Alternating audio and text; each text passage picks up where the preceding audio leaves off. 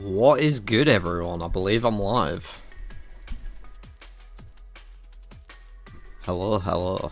There's still a while to go before the stream starts, but they started theirs, so I thought I'll start mine. I'm chilling, to be honest. This music's pretty... It's decent, you know? It's decent. How's everyone doing tonight? Say hi if you're in chat.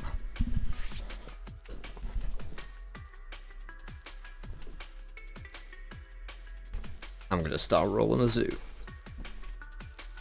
I don't know why I said zoo. I never say zoo.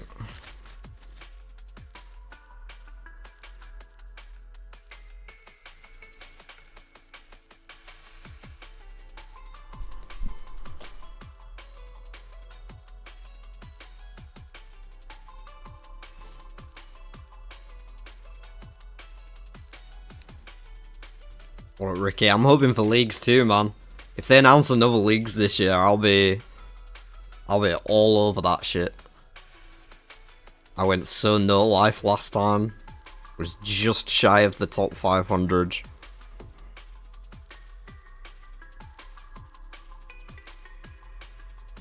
I didn't have the confidence to go into the Inferno last time, but if there's a leagues, I'll give it a go this time.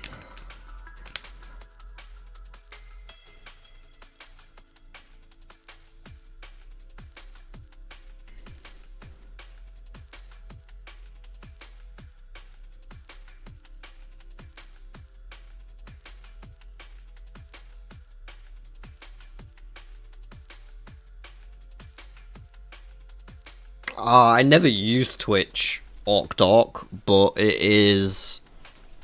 Gosh, what is it? I think it's The Dark 2 with underscores, like all words. Oh my gosh, what is this? I hate being in full screen, I'm not used to it. Yeah man, it's up there. I think you should be able to see that there. But yeah, I never use Twitch, like I don't stream or anything. I only use it when I'm watching these streams, basically.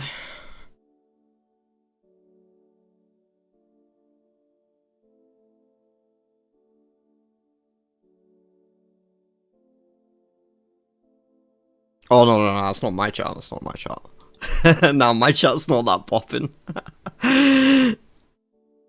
You guys are keeping me confident, I appreciate that.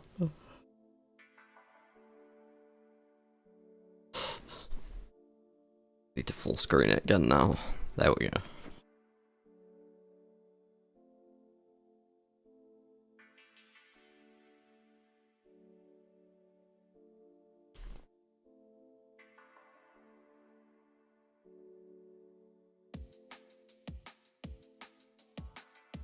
What up, Marshmallow? How's it going? Looking forward to this, man. This music's kind of like setting the hype. I like the music. I think they pick well, the old school team. Is this like off the D&B album or something? Because it kind of sounds like D&B. But yeah, they always like pick good music at the start of the stream to sort of like get you in the mood and get hype. Don't worry, I'll keep up.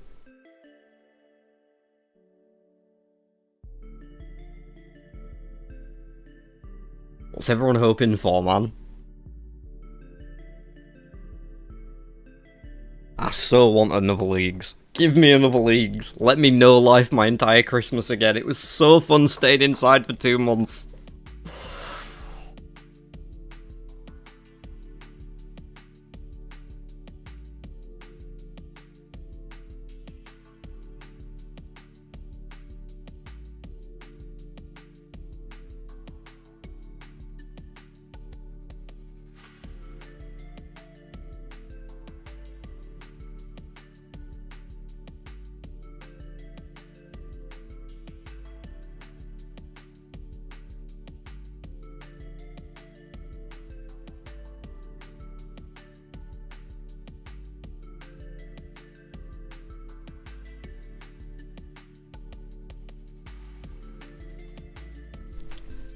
I have no idea what's been announced either. I'm just hoping for leaks. That's what I was asking. But yeah. Octok, that's sick. I didn't realize you were such a new player, man. Welcome to the game. Congrats on your first Barrows, KC. You'll be wearing full Darox in no time.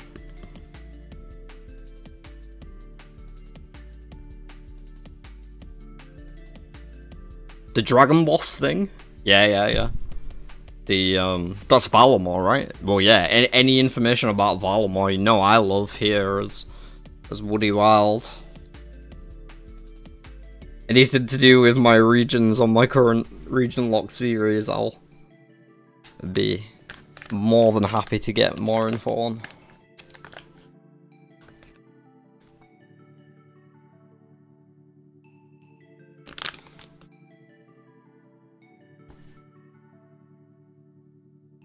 Oh, that's awesome, Hawk. I miss my partner. He might be with us right now, like, watching the stream, but he's not with us in game anymore, and that makes me sad.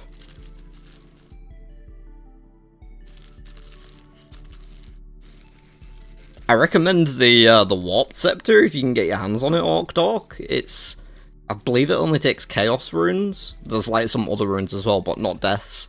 So it's a bit cheaper, and it's a good powered stuff. It's really good for Barrows. There's just a little quest that you have to do in order to get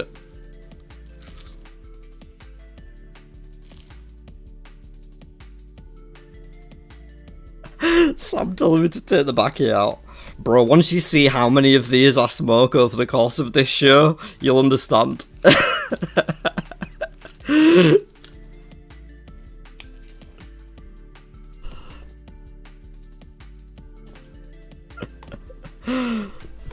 I'm British, that's just how we do things. I do need to get a lighter though, I'm gonna go grab one.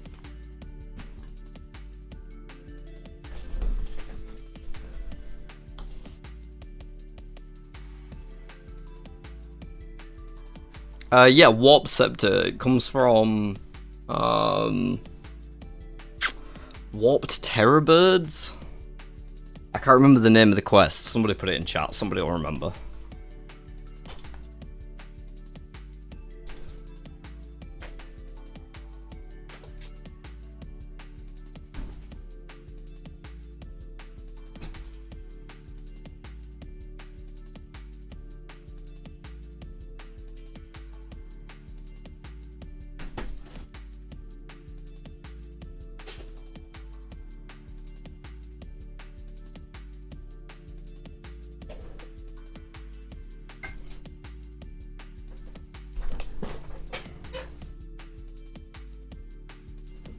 I'm here again.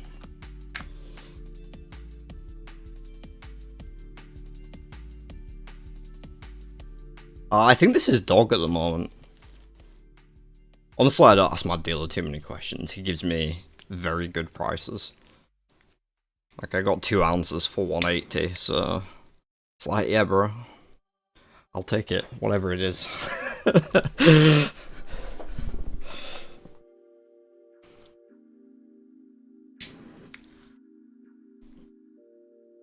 Yeah, the weird looking monsters. They were pretty recently released. I think it might be Path of Gluffery, if I remember right. You do the quest and then you can kill them or the tortoises for the Warp Scepter.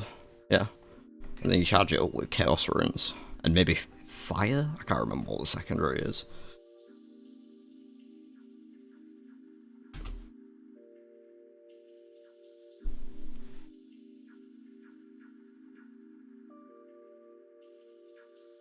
No, Marsh, that's not for the new boss. That's for the Warp Terror Birds to get the Warp Scepter.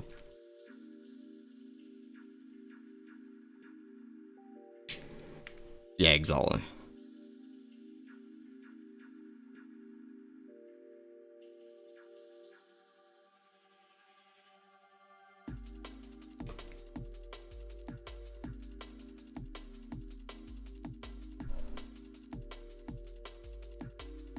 Shout out all the people here anxiously waiting with me right now. It's nice to not be the only loser this glued to RuneScape updates. No offense, y'all. Take pride in my loserness. Yeah, I have no idea about the new Dragon boss. I don't know if it'll have Slayer or requirement or anything. I'm sure we'll find out today, because Valimor 2 is meant to be coming this year, right? So I'm hoping for some info on it. I'm gonna turn my heating down slightly.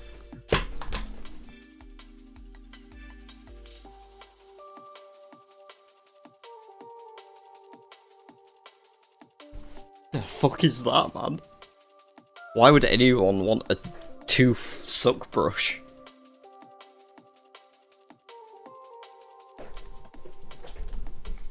What up, noob Chris? Once it starts, like, let me know how the audio is, guys, because if I talk as well, I don't want to be, like, talking over them so y'all can't hear. Because I remember last time, someone ended up commenting about that afterwards, saying it was kind of difficult to hear them. So yeah, let me know how the audio sounds when we get into it. I mean, I'm not going to talk over them too much, but obviously I'll be giving my opinions and shit as we go.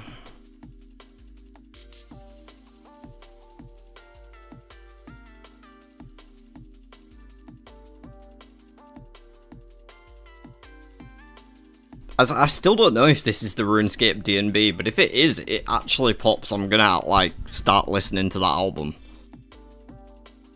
And I'm not a fan of D&B, but I'm not, like, a hater of it. I'm just not a fan of it. Oh, it actually is. They just posted it in the shop. I lost it. It went too fast.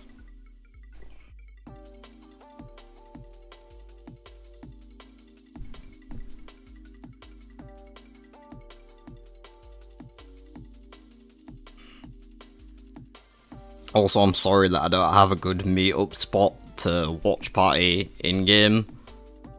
I'm on Soul Wars Isle at the minute, because this is the only place what Woody Wild can cut maples. I'm just shy of the Woodcutting Guild, y'all. I was trying to get it done before this, but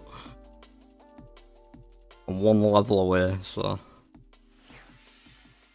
Oh no, I'm not hating on D&B. Good evening, everyone, and welcome to Old School RuneScape. It's just not like my favourite genre usually. I'm Mod Aiza, and I'm joined by the one and only Mod Kitten. Mod Kieran. How are you doing today, Kieran? Classic. I am doing fantastic. We've got an absolutely incredible lineup tonight, filled with surprises, sneak peeks, and of course, epic giveaways. Trust me, everybody, there's not a single moment tonight you're going to want to miss. That's right, but before we dive into all of the Bazinga reveals, we do want to make sure that you're ready. First things first is that if you're not already in the Old School RuneScape Discord, then you need to join. Audio sounding good, y'all? A bunch of giveaways, as Kieran's just mentioned, and the only way that you can 5%. win is if you're part of the Old School RuneScape I did just turn it Discord up. There's a bit of a delay, so I'm not sure if... there. So type exclamation mark Discord right now. It's on 100 at the minute, but I could turn it up higher on my monitor if it's... going on, so make sure you stay tuned. Let me know. So why would you join? What are you going to win? Shall we have a look? I think we should. Let's do. So, we've got a lovely set of embroidered clothing. We are modelling some of it. Mod Ash is modelling some of it on screen right now. Looks amazing. Still a little quiet. There's 5 cover variants for the first issue of the There you go. That's basically as loud as I can get it. In fact, that's a bit loud for me. God Wars comic. Let me turn my filter off. Cookbook. You might be familiar with it already, but this one is special. This one has been signed. We've just been My struggles to hear me more now, but I'm sure on most of you are fine with that. So. Just imagine that on your bookshelf. It look pretty cool. I can already hear the chat pogging away. So make sure you stay tuned, because who knows, you might just walk away with a piece of Gielinor history. Plus, if you like the drum and bass tunes that were playing earlier, you can actually pre-order your very own vinyl containing all 11 tracks. My record player doesn't work anymore. Details. Now, chat, can I get some jam? It had a collision with a chair. Cat jams in the chat, please. Absolutely. All right, then. Let's get this party started. We don't talk about that. Go get your snacks, only the good ones. Settle in. I got my snacks, bro. I'm good. Epic announcements and unforgettable moments. It's time to hear from the one and only Mod Pips, the Jagex CEO. The Old School RuneScape Summer Summit starts. I got that Guam leaf right here. And I'm delighted to welcome you to the Old School RuneScape Summer Summit. This evening, you'll hear all about the game content the Old School team are conjuring up for you. Beginning with the second Varlamore release, The Rising Darkness, launching very soon, through to the content coming early next year. Old School RuneScape is enormously important to everyone here at Jagex. The J-mods on the Old School RuneScape game team channel so much passion and energy and creativity to deliver for you, the community. And they are in turn supported by the wider Jagex family, providing the tools and technology and expertise needed to run a global gaming service. Jagex Actually, Marshall, I'm smoking Torstal. I just didn't want to brag. Game and community that it can be. So as well as continuing to expand the Old School RuneScape team to give you even more great content, we'll continue to increase our efforts on other aspects of the service that we give you. Whether that be securing your hard-earned progress with Jagex accounts, upgrading the official game client, both on PC and mobile, and deploying new anti-cheating technology in the war against bots, we are determined to make your RuneScape experience even better. Just saying, Woody Wild is the real anti-cheating bot technology. Showcasing the best of Old School to the wider gaming clean it up with events like All Stars and Gillenor Games, to engaging with our blogs and streams, to voting in polls. Cool. It's this partnership with the players that makes Old School RuneScape so strong. We'd originally planned to be doing today's reveals in person with many of you at RuneFest. Instead, we look forward to seeing you there in March next year. So in the meantime, please enjoy the 2024 Old School RuneScape Summer Summit. Back to Aiza and Kieran in the studio. Thank you so much for that, Mod Pips. Now, I bet you're all excited to see what's in store for tonight. So how about we have a look at the roadmap that we're going to be filling out as the show progresses. Leaks, leaks, leaks. There we go. The suspense was killed. September 20. That's 2 weeks. We're going to be updating this as we continue through, but there are obviously some 16 days. They're already semi-revealed. If you've been keeping a keen eye on socials, then you've seen. I never said that right. Talked about Varlamore, The Rising Darkness, and its release date, which is the 25th of September. We also mentioned that today we're not going to be talking about sailing. We're going to be keeping sailing conversations entirely separate. There's a lot for us to go over. A whole load of amount that the team has been cooking on, which is really exciting. Hopefully you saw the last vlog that we put out last month. And then we have the HD and API. This is so good for Woody. We'll be talking about a little bit in here, but wanted to just let you know that we already know that you know about more things to do in Varlamore. We got a Herblore activate. That reason right there.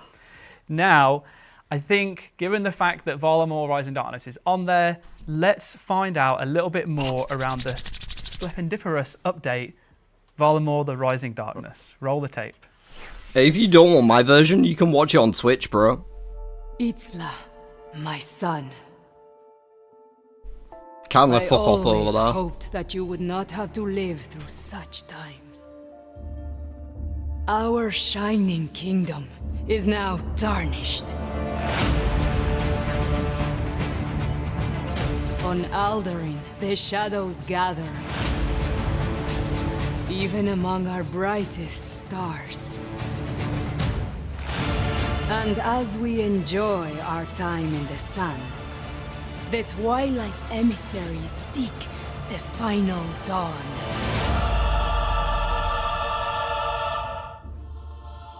The people look to you to protect them. I pray their faith in you, my faith in you, is not unfounded.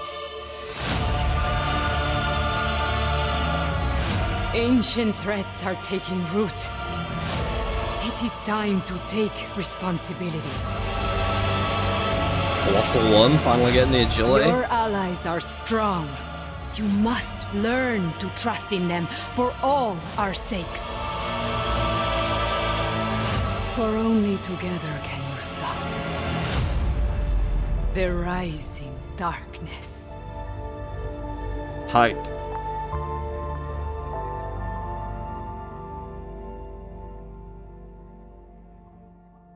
Hype. So agility, Herblore, the dragon. Varlamore Part 2 has a name, and that name is the Rising Darkness. Why is Part 2 called the Rising Darkness? I wish Mod Ed was here to answer that. You got his phone number? God, I wish I did. Don't we all? Valmore 1 was received really well. It was fun to see everyone just run around and go everywhere all at once. The little frog quest, players loved that. I loved that. That was a great little addition. We did a different take on Love thieving, it. more AFK, which was a bit sort of experimental, but it seemed like players really enjoyed it. I really enjoyed seeing everyone struggle with the Colosseum and fail repeatedly. No one completed it on the first day. That was kind of a special moment for us. There was things that we didn't really know how people would take. One of those was probably the capybaras. People love those capybaras. Well, can I curse? In Valimor: The Rising Darkness, the tone shifts a bit from part 1. I It gets fucking a little can. bit dark, a bit more gritty. You're going to dig more into the underlying going-ons of Valimor. There's something for everyone. There's quests, there's new skilling, there's bosses to take on, and there's also a lot of landmass to explore and find new things. It's also a place of murder, mysteriously. Does that mean Slayer? My favorite environment in The Rising Darkness is probably Alduin, just because there's so much to explore, as well as quite a fun color palette with all the grapes and the kind of orangey buildings you will see around there. It's sunny, there's grapes. People have really nice villas and expensive areas and just a nice kind of luxury island to live on. There's a lot of wine. I love grapes. If you I don't really want like you to the think wine, about those you grips, can huh? run off to the Hailstorm Mountains where you'll meet a group boss encounter that you can do with your friends, which is fairly accessible for mid-level players.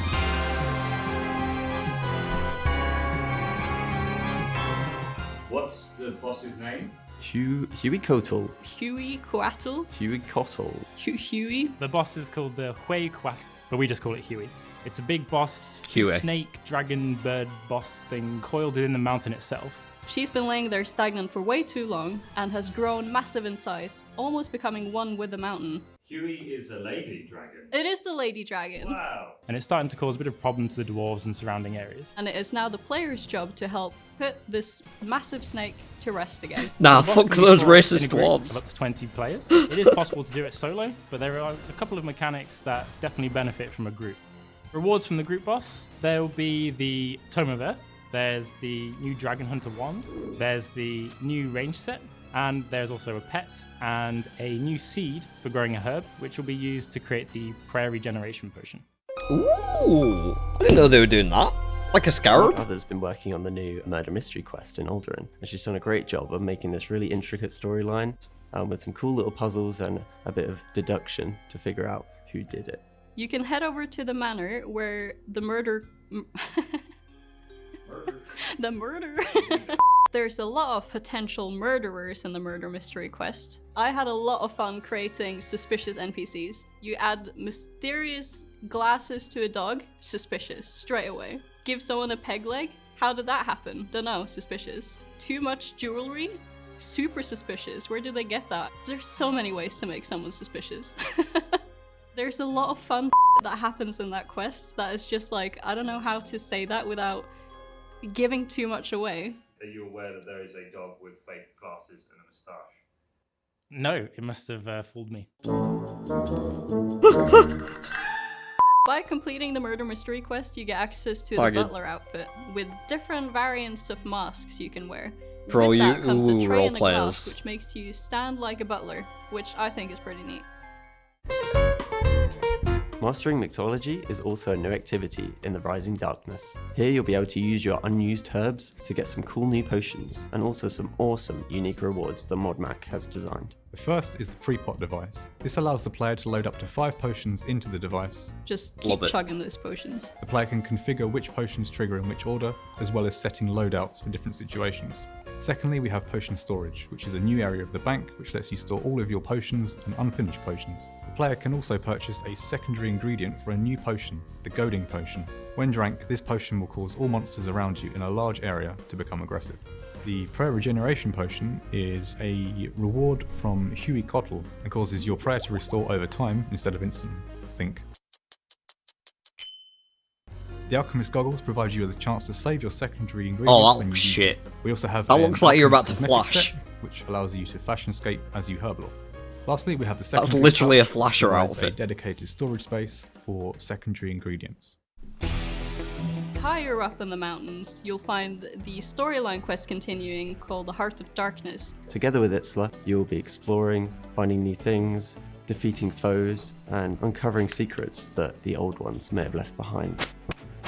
As you get deep into the quest, you and Itzler will explore the Tapioc ruins left there by the old ones. There is a final boss of this quest, but we're going to keep the details close to our chest and let you uncover them on day of release. Yeah, this all looks sick. I'm just trying not to talk too much. Agility. Grapes. Agility. So the new agility activity is a low intensity activity that takes place on the remains of a giant worm. It's aimed at sort of mid to high level agility, I think. And from it, you'll get the Varlamorian version of the graceful outfit, if you're good enough and cool enough to get it. Do I need graceful already Some though? things that players will look forward to in the Rising Darkness is just the exploration. The new areas, all the cool new NPCs to chat to, it's all part of making the world feel so put together. Who are some of your favourite new NPCs within the Rising Darkness and why? Huey Quattle, if you count her as like an NPC, which technically she is, she's definitely my favorite. My favourite new NPC is Clive. He resides on the top floor of the Alchemical Society and he's been banished there for making forbidden potions after hours. What? Peggy 16. My second contender for the favorite is probably the Moon Fanatic, which I'm not going to say anything else for. Just find him. I also really like the vineyard workers. They're working very hard, carrying grapes all day. My grapes. The Rising Darkness has been an astronomical effort across the team. There's just a lot of interesting things to explore through the passion that came into this project from all of us together. My favourite part was creating the grapes. Lots of loving care. Shut the fuck Can't up wait for you about to the see what it grapes. has in store when it releases. I went to a vineyard in preparation for this.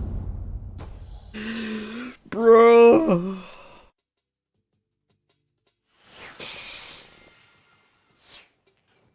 Just love grapes.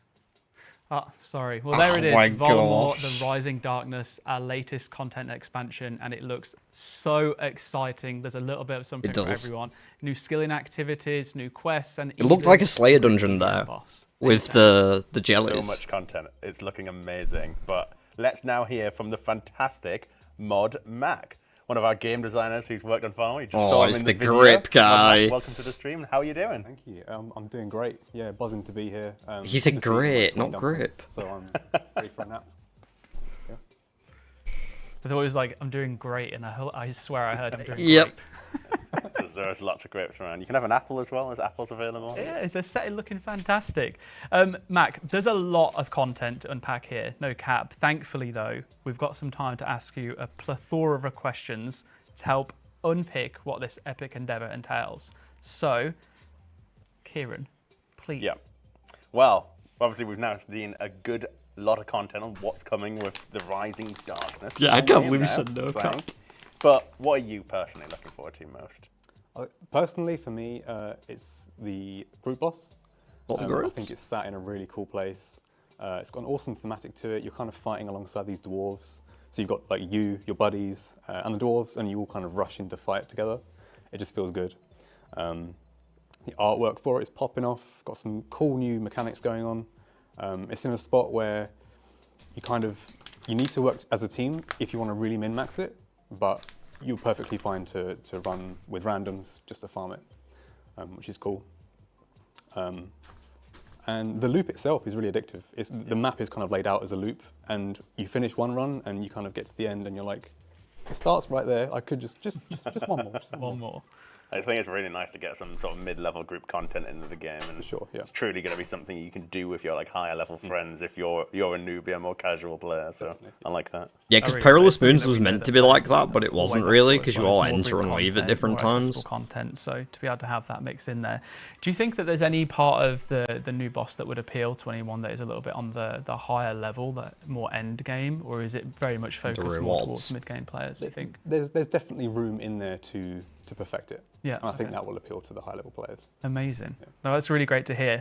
I'm curious to know what's been the most fun and challenging part of Rising Darkness for you to develop. The most fun, probably just been going around Varlamore and just sprinkling little bits in the new areas. Like grapes. Like grapes, yeah. There's some other stuff in there, some new surprises. just things for people to find, on release, maybe 2-3 years down the line. Challenge-wise, the Herblore activity has been a balancing nightmare. It's scary adding a new Herblore thing because we haven't really done anything of that scale before for Herblore. So me and Halo spent quite a long time in spreadsheet hell trying to figure that one out. But it's in a good spot now. Yeah. Awesome. Really excited to see that. And the pre-pot device specifically. He almost sounded like he believed very that. Excited for. Obviously, you mentioned grapes quite a lot. You seem quite excited about a vineyard in general. Why are you so passionate about this vineyard? Did you see the trailer? They're plump, they're ripe. I mean, look at us. We're in paradise. We are, absolutely are. We are in paradise. You mentioned, content that people could maybe find in the next 2 to 3 years. I feel like there's already been a pretty long journey going on to find content. Can you tell us where the final red token is? I'd love to. I genuinely don't know where it is. As far as I know, there's only 2 people on the planet who really know how to find that token, and I'm not one of them. Well, I tried, chat. I'm sorry. You're gonna have to keep on investigating. I will say, while the red tokens are concluded with part 1, the mischief might not be entirely. Ooh. So. Okay, exciting. Interesting. You better not be another set of coloured tokens, I tell you. Just for confirmation, then. When can people play Varlamore? So the 25th of September is when it comes out. That is so soon. I'll be going over all these now. Are you nervous? blog posts at the end. Nervous and excited. Yeah. Okay. After the stream's finished, what are you most looking forward to with the content release? Was it, you said the boss, right? Group boss. Yeah. And in terms of the rewards, are there any standout rewards that you think are going to be like absolute must-have go-to items? I like think after their stream's finished, not pre-bought mine. device will be interesting to see how people utilise that, because you have to use it at the bank.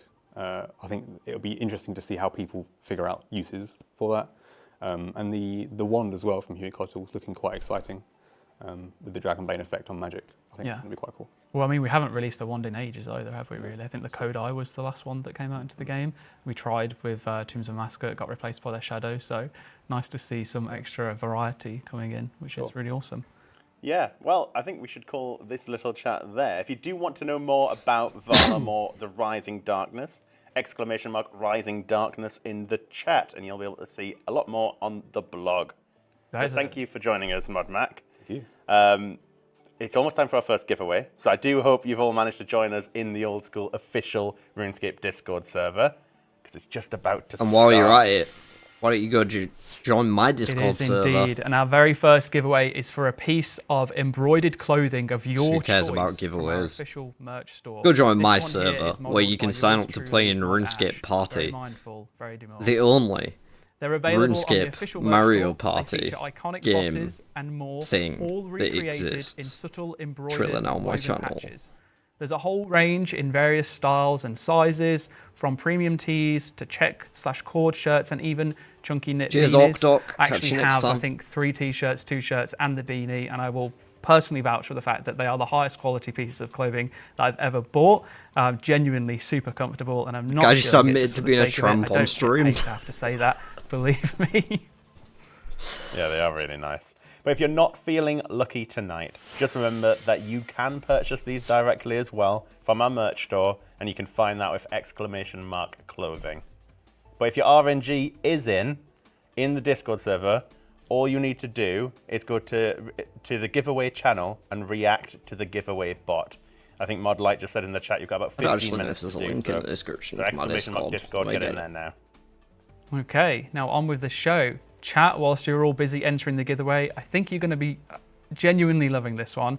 It's time to hear more about the official Old School client with updates on Old School HD, as well as more exciting news for mobile. I personally don't care about this. Not too long but ago, we gave you an update on our progress to improvements we're making to the official client. As promised, we're back to give you some more on the plugin API, HD, and mobile. We're still working on all the features we mentioned in our previous update, but we've got exciting things to showcase this summit. So let's not leave you waiting any longer and jump straight into Mod West, talking about HD. As we mentioned in our last update, the team has been actively participating in a HD internal alpha. The insights gained so far have been invaluable, and we'll be continuing this work over the next few months. While the rest of the team has been testing HD, we've also entered some crucial stages of development. We are now in the final phase of lighting tools, which will enable us to add customized lighting to each biome in the game world. This will allow us to craft the ideal ambience and tone for the internal alpha, laying the groundwork for a future player-facing launch. Additionally, we've begun research and development for extended draw distance via world streaming and how it will be used to support HD and sailing. This feature will enhance your ability to see more of the game world at once, serving two main purposes: improving navigation by extending the visual distance and eliminating loading lines and map transition hitches. Our goal is to improve the overall sailing gameplay experience while also deepening immersion. Speaking of immersion, water is one of the core features, especially with the upcoming sailing update. What's The hella team has done an expensive? incredible job building the in-client water system and refining the final tools needed to achieve high quality water within the client. That's not Although bad. this is primarily a HD feature, sailing has prompted us to explore improvements to the SD water as well, especially since it was highlighted during the sailing player consultation. I'm a nerd We've about made this shit. significant I progress in actually developing did our my water technology, dissertation but there's still on more work to rendering be done. water on a We all PS4. understand its importance, so your experience of sailing the vast seas of Gilnor can look as stunning as it feels. So, Finally, we're continuing our efforts to That's not optimize bad. the performance of both HD That looked and pretty the new decent. SD modes, something that is crucial we get right.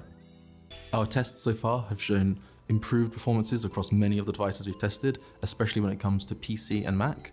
We've seen performance improvements on both SD and HD. Mobile is also seeing improvements across the board, but given the wide range of devices available, this process takes time. While we are confident that most players will see a performance boost when switching from the current renderer to our new SD mode, we want to ensure we are doing all we can.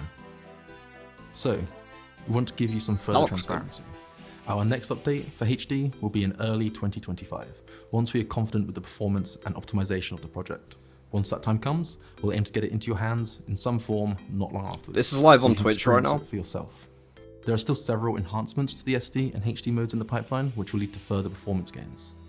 And we are looking On the forward to OSRS sharing more information on our OSRS HD channel, yeah, initiatives, along with our progress on HD support for sailing in the future. That's all we've got for now, but let's see what's going on with the plugin API. It's only been 2 months since our last update, but we've made some significant progress in development. One of the biggest is that the plugin API will soon be in the hands of various members of the community, including plugin creators.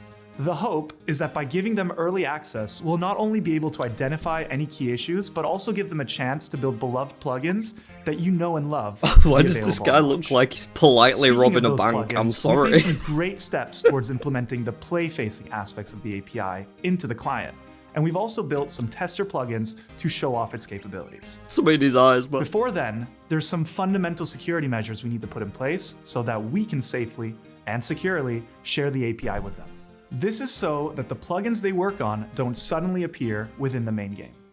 It's also crucial for us to put measures in place so that we don't open more avenues for those naughty bot makers out there. And swinging back around to performance, we've had some very positive results so far regarding PC and some mobile usage of the plugin API.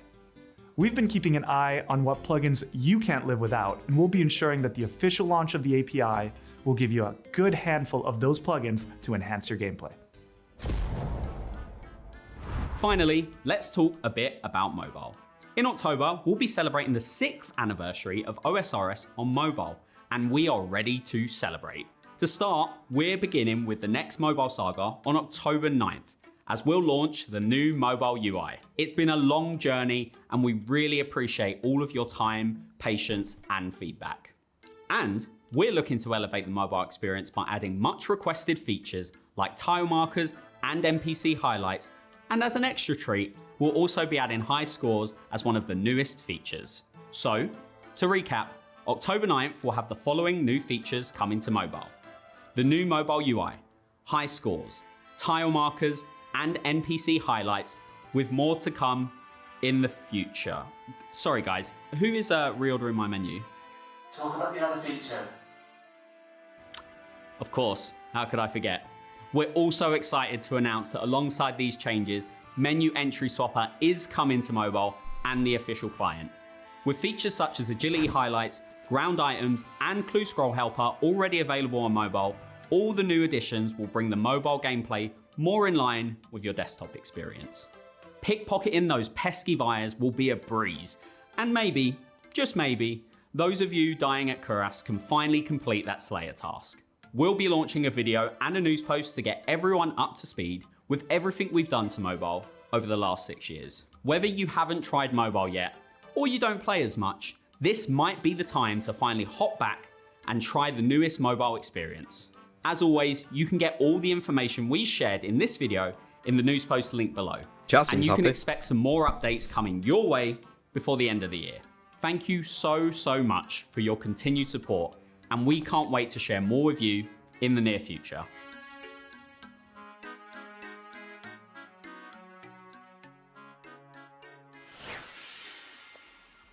I've never played there are mobile, so I can't many really awesome speak to the updates there, experience. especially for mobile. But people in the chat seem happy. HD is just incredible, so positive for the future of old school.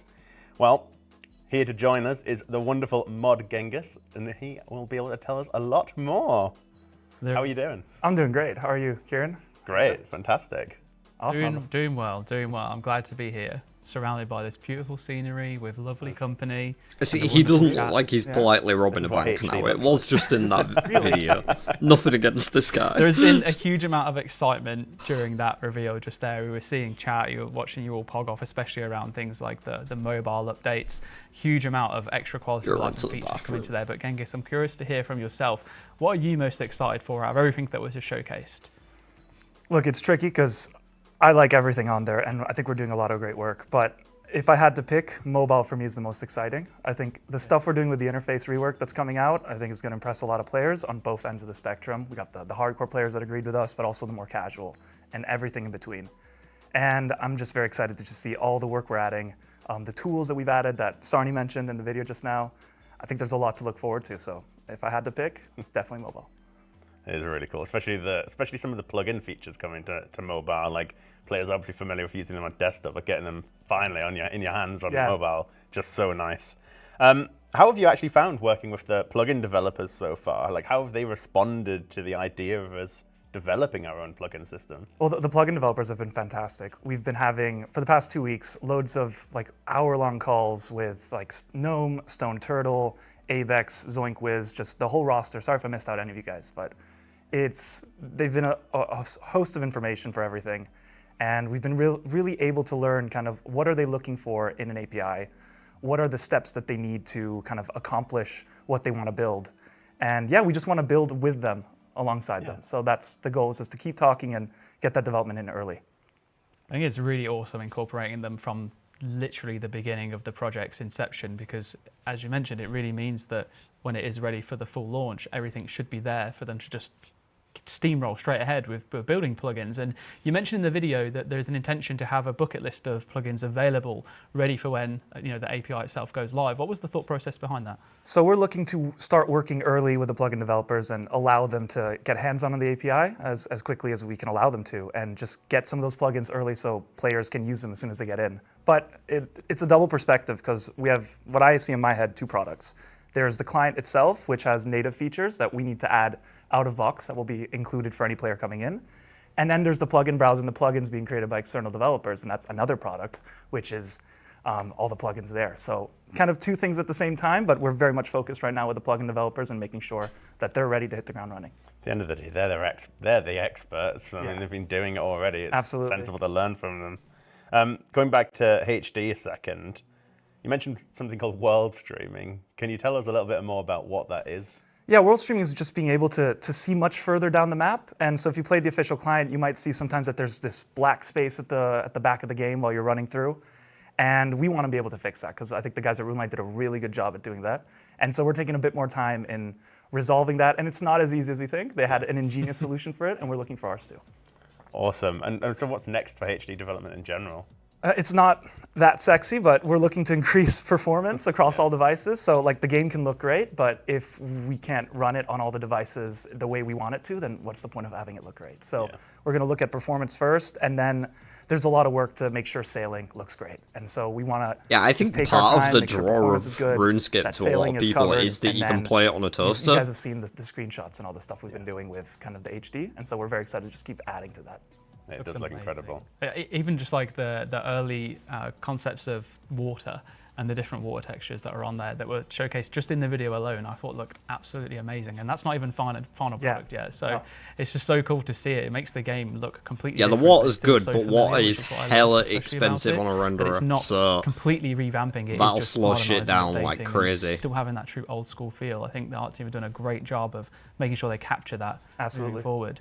I want to talk just quickly back on the plugin side of things, and that is, I'm curious to understand what the process would look like when it comes to community plugin contribution. Obviously, this is going to be much further down the line when we don't have the developers we're working with now, but the general public, just like on RuneLite, where they can contribute to the plugin hub. What would that look like for the general player? And I guess to add on to that as well, what are we going to do to ensure that bad plugins don't make it into the game? Well, it's a good question, and it's still very early days in terms of how we want to structure this. But we're working with our partners at mod.io, and they're known for hosting kind of plugin infrastructure for other games. And so when it comes to the security aspect of it, we're going to make sure that kind of plugins coming through, that we can check them. We have some auto checks enabled to just scan through all the code very efficiently. But in terms of making it accessible to all players, no we problem, want to create a Gamer. community. There's a lot of ideas for kind of what it's named. I don't want to tease it now, but it's been named by Mod Ash, so that's really cool. Like Awesome. we have a cool name for how the guild will be called, and that's a spoiler, I guess. And yeah, there's not much I can't reveal right now because we've been working so much with the plugin developers that the community aspect is still being refined, and we're working with them to figure out the best way. That's fair. I mean, if nothing else, it's good to know that it's something that's being kept in mind. Absolutely, at least, and, that will be worked on in the future. And the other thing, obviously, we mentioned is the changes to the mobile UI itself. A complete, fresh, new lick of paint. It looks very different compared to how it was. So, what's the biggest benefit that players are going to find when they use it? Well, for kind of a lot of the players, it's going to be menu entry swap. I'm guessing most people here are here because they don't like Twitch. And I feel you. In terms I feel of you. just the more That's what I'm here for. I would say hardcore or just more avid audience using the mobile client, we've added a second side stone, and we've just made things more. If you're doing some intense activities, you'll be able to kind of play the game in a more efficient way. I think a lot of our feedback testing was that the right thumb was getting exhausted. And there was just a lot of stuff we could have addressed. And so when it came to the interface update, we had these ideas for this kind of more kind of hardcore to the right end of the spectrum audience. And we just wanted to make sure, okay, how do kind of the more casual players enjoy it? And so we were able to find a good mix. And so I invite everyone to try out mobile. I think you'll be very surprised. Awesome. What about chat on mobile? Have we made improvements to chat? That I have a whole document about chat. We're getting to that. It's not easy because every phone's different. There's so many things to deal when it comes to mobile, but we'll get to that. We all know what it's like trying to type landscape on a device. Not everything's finished. There's obviously loads more stuff we'd love to do in future as well. And one day I'm sure we'll also there's a lot coming. Get to that. Is there anything else you want to tell the community while you're on the stream? I just wanted to thank everyone that kind of gave us feedback and kind of had calls with myself or Sardi. You guys have been tremendous work. Tremendous help, and we were able to really get a lot of good information, and just we want to build this alongside you guys. So really thank you, and you might see more polls or surveys coming up asking for help, asking for interviews, so please jump on that. You might be speaking to myself or someday. So thanks again, and really appreciate the help. I appreciate you coming on. If you want to know more about what's going on, !client for all things HD and API to check out the blog. Thank you so much for joining us, Mudgengus. It's been a pleasure. Now, before we do move on to the next video, it's time for a winner announcement for that first giveaway. And the winner of the clothing is Eric. See, these are the bits I can talk through. So I'm trying not to talk over it too much. I can't really clap very well because the iPad is literally bigger than. It's hard not to get excited sometimes when they're showing the shit off. But congratulations. Like I'm just genuinely excited about it. Eric. And commiserations to anyone. But for the most part, I'll save most of it. But if you do want that Skibidi Riz, type !clothing in the chat. Discussion about these things until I read through the patch notes at the end when. No, like don't come on me. This was all Twitter's fault. You can blame them, not me. Now we will. And anyone who wants to stick around for that, up the obviously, welcome and so head on over to encouraged. the official Old School Discord server. Well, yeah, I know, like a lot of you are probably just here because you don't use Twitch, and I get for it. the next giveaway, it will actually be for the official RuneScape cookbook. So there might not be any eel sushi, but it is packed with 50 of the most mouth-watering recipes in Gielinor, gorgeous photos, and flavorful lore. If you do want to buy one, though, you absolutely can do, and you can find a link to that with !cookbook. And if you do get one, I'd love to see your photos on social media of what you do make. Saw Skill Specs did a few spectacular pieces. The Umli Rap in particular, I thought was absolutely divine. I've seen some good stuff. I've seen some horrific examples as well. The one we're giving away though is also signed. We signed it earlier just before the stream, so that'll be personal to you. So to be sure to take part in the giveaway if you want a chance of winning that. Test your RNG. Lovely, lovely kook book. Right, now though, it is time for our next reveal of the night, so take it away. Let's watch the video. Risk and reward, the two concepts that have been a part of the wilderness since its inception. The more you're willing to lose, the greater your spoils become. May the stakes now be made even greater with old school RuneScape's first world boss, Wrathmaw.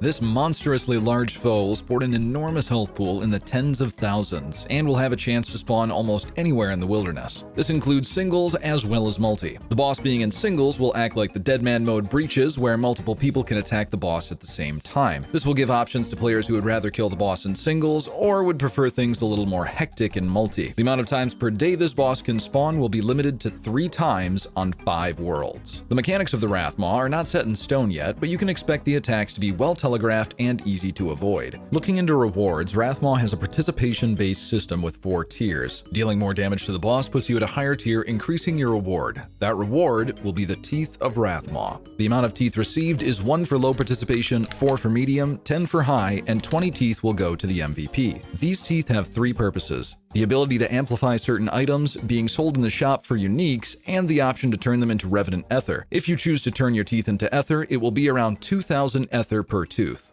Now let's talk about some of the things you can buy from the shop with these teeth. The Amulet of Wrath. This amulet costs 1 tooth and is fairly straightforward, giving the stats of an Amulet of Glory while also having a 15% damage boost to the boss itself. Additionally, you'll be able to use the check option on the amulet to see where the boss's location is if one is active in the world. To charge the amulet, you'll need to insert 5,000 Revenant Ether inside to make it work. In PvP, the amulet is always lost on death, with 3,750 of the Ether going to the PKer and 1,250 Ether disappearing.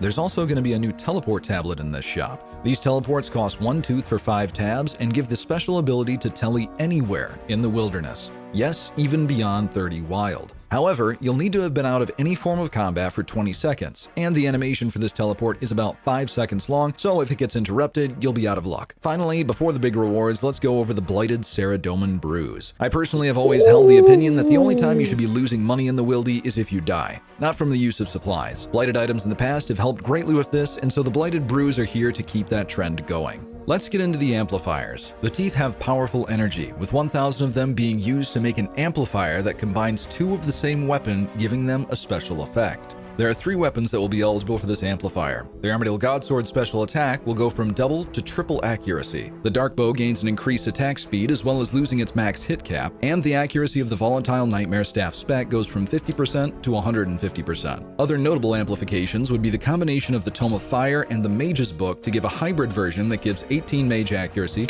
2 mage damage, as well as the Tome of Fire elemental boost. There's also the Trinity Ward, a Malediction Ward, Odium Ward, and whatever this thing's called, all combined together to make a formidable item for tribe-ridding. Well, that just about does it for everything on the Wildy World boss. As always, my name's Poison Potion, or PP for short, and you'll probably be seeing me at the Wrathmaw, slowly waiting for your health to deplete, so that I can pull out my D-claws and end your life. Never trust me. Alright, bro, bit loud.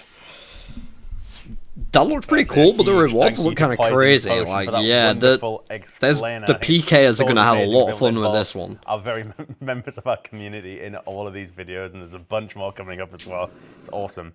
Wrathmaw's a real first for us, and unlike anything we've really ever tried to pull off in the main game before, which is really exciting. But there's a lot to unpack, so Aiza, where do we start?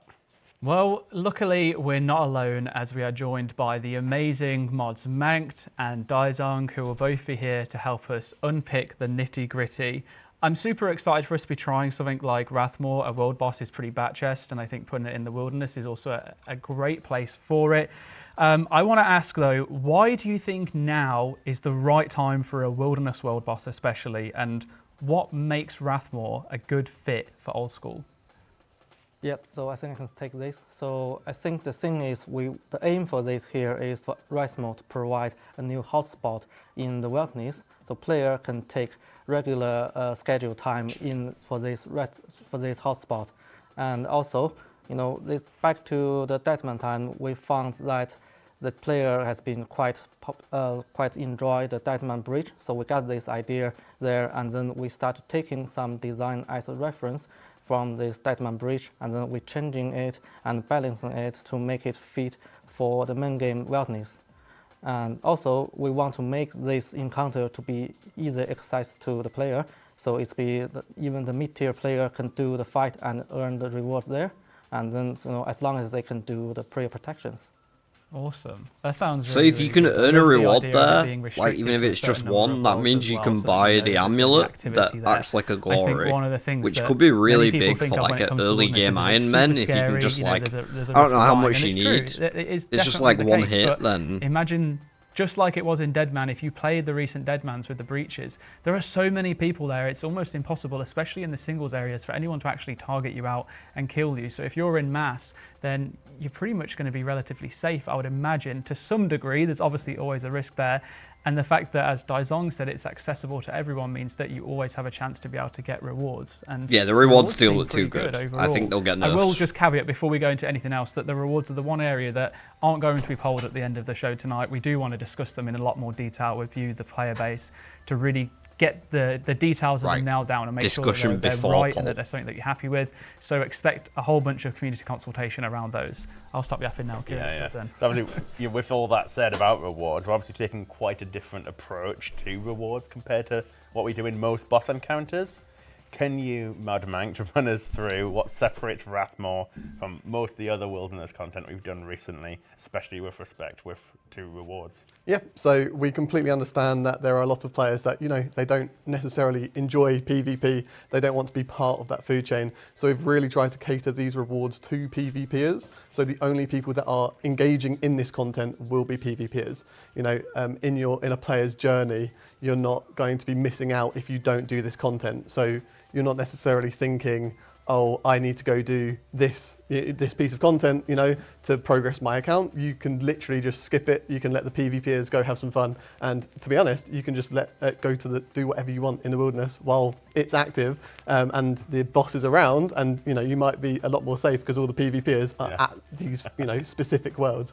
We're going to have no alcohols. If we can get these rewards to pass, I'm hoping they'll maintain good value long term. So bad things such as bots aren't going to be encouraged to go there and get a lot of money through alcohols. We're also hopefully going to have item sinks as a result of requiring 2 weapons in order to make an amplified. Yeah, I bet there's ways you can make use of that, Telly. Items out of the game. So like if you were doing rune rocks or something, Slayer and you're trying to and then Telly to a bank because you're not usually going to be in combat, right? A lot more of them come out of the game because they've been created into those weapons, and there's less of them in the market. Just the first thing that popped into my head, but I'm sure there's better examples too. Making content for PvPers, for people who actually want to do player versus player content. Running wealths, maybe. If you don't like that, you don't need to engage in this.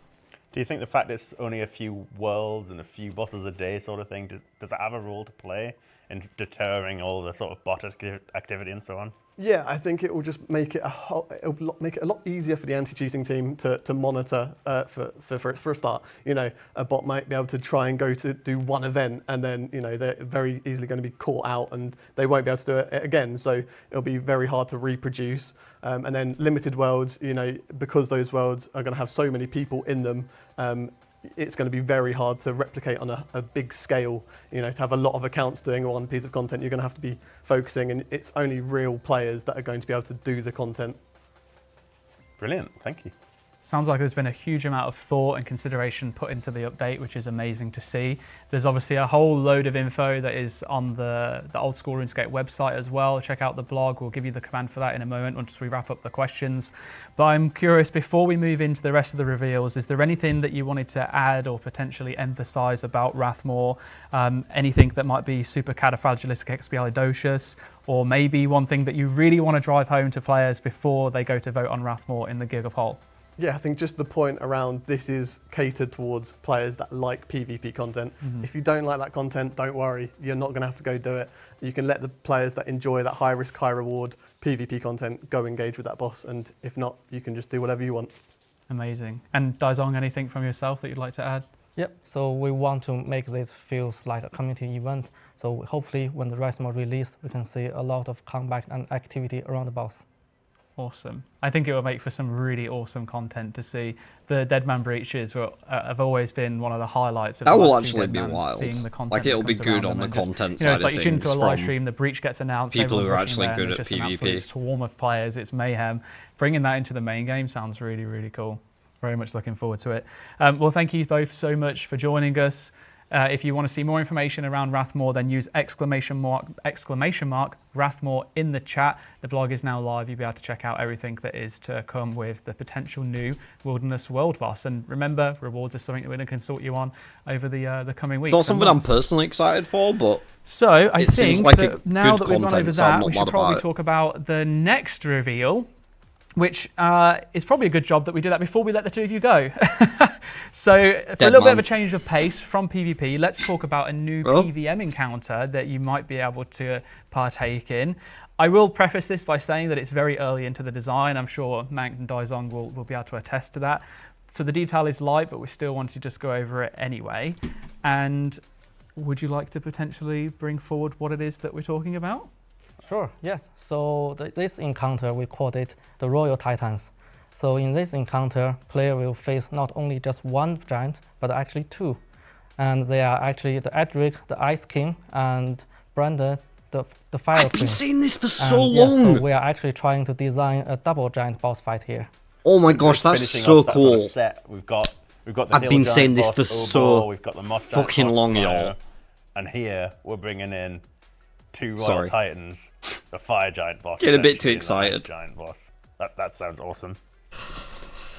It was pretty damn cool. I'm like, Eldritch why is the Ice Briar King and Fighter Brenda the Fire Queen? an Looking forward to Ubor, that. but there's Mod no Mike, what Fire types of Giant players or will Ice this Giant encounter be for? boss? Unless So you this count is the probably Ice for Queen, which I someone, you know, don't. they've gone to Scurious, they've learned how to do their prayers, they've got a newfound confidence, they've gone and got a fire cape, so they're really excited, and they're thinking, what do I want to encounter next? And this might be like a perfect place for them to go practice their skills at. It will primarily be focusing on changing your gear, so gear switching. We'll be trying to teach players that, so they can further progress into more late game content later on in their journey.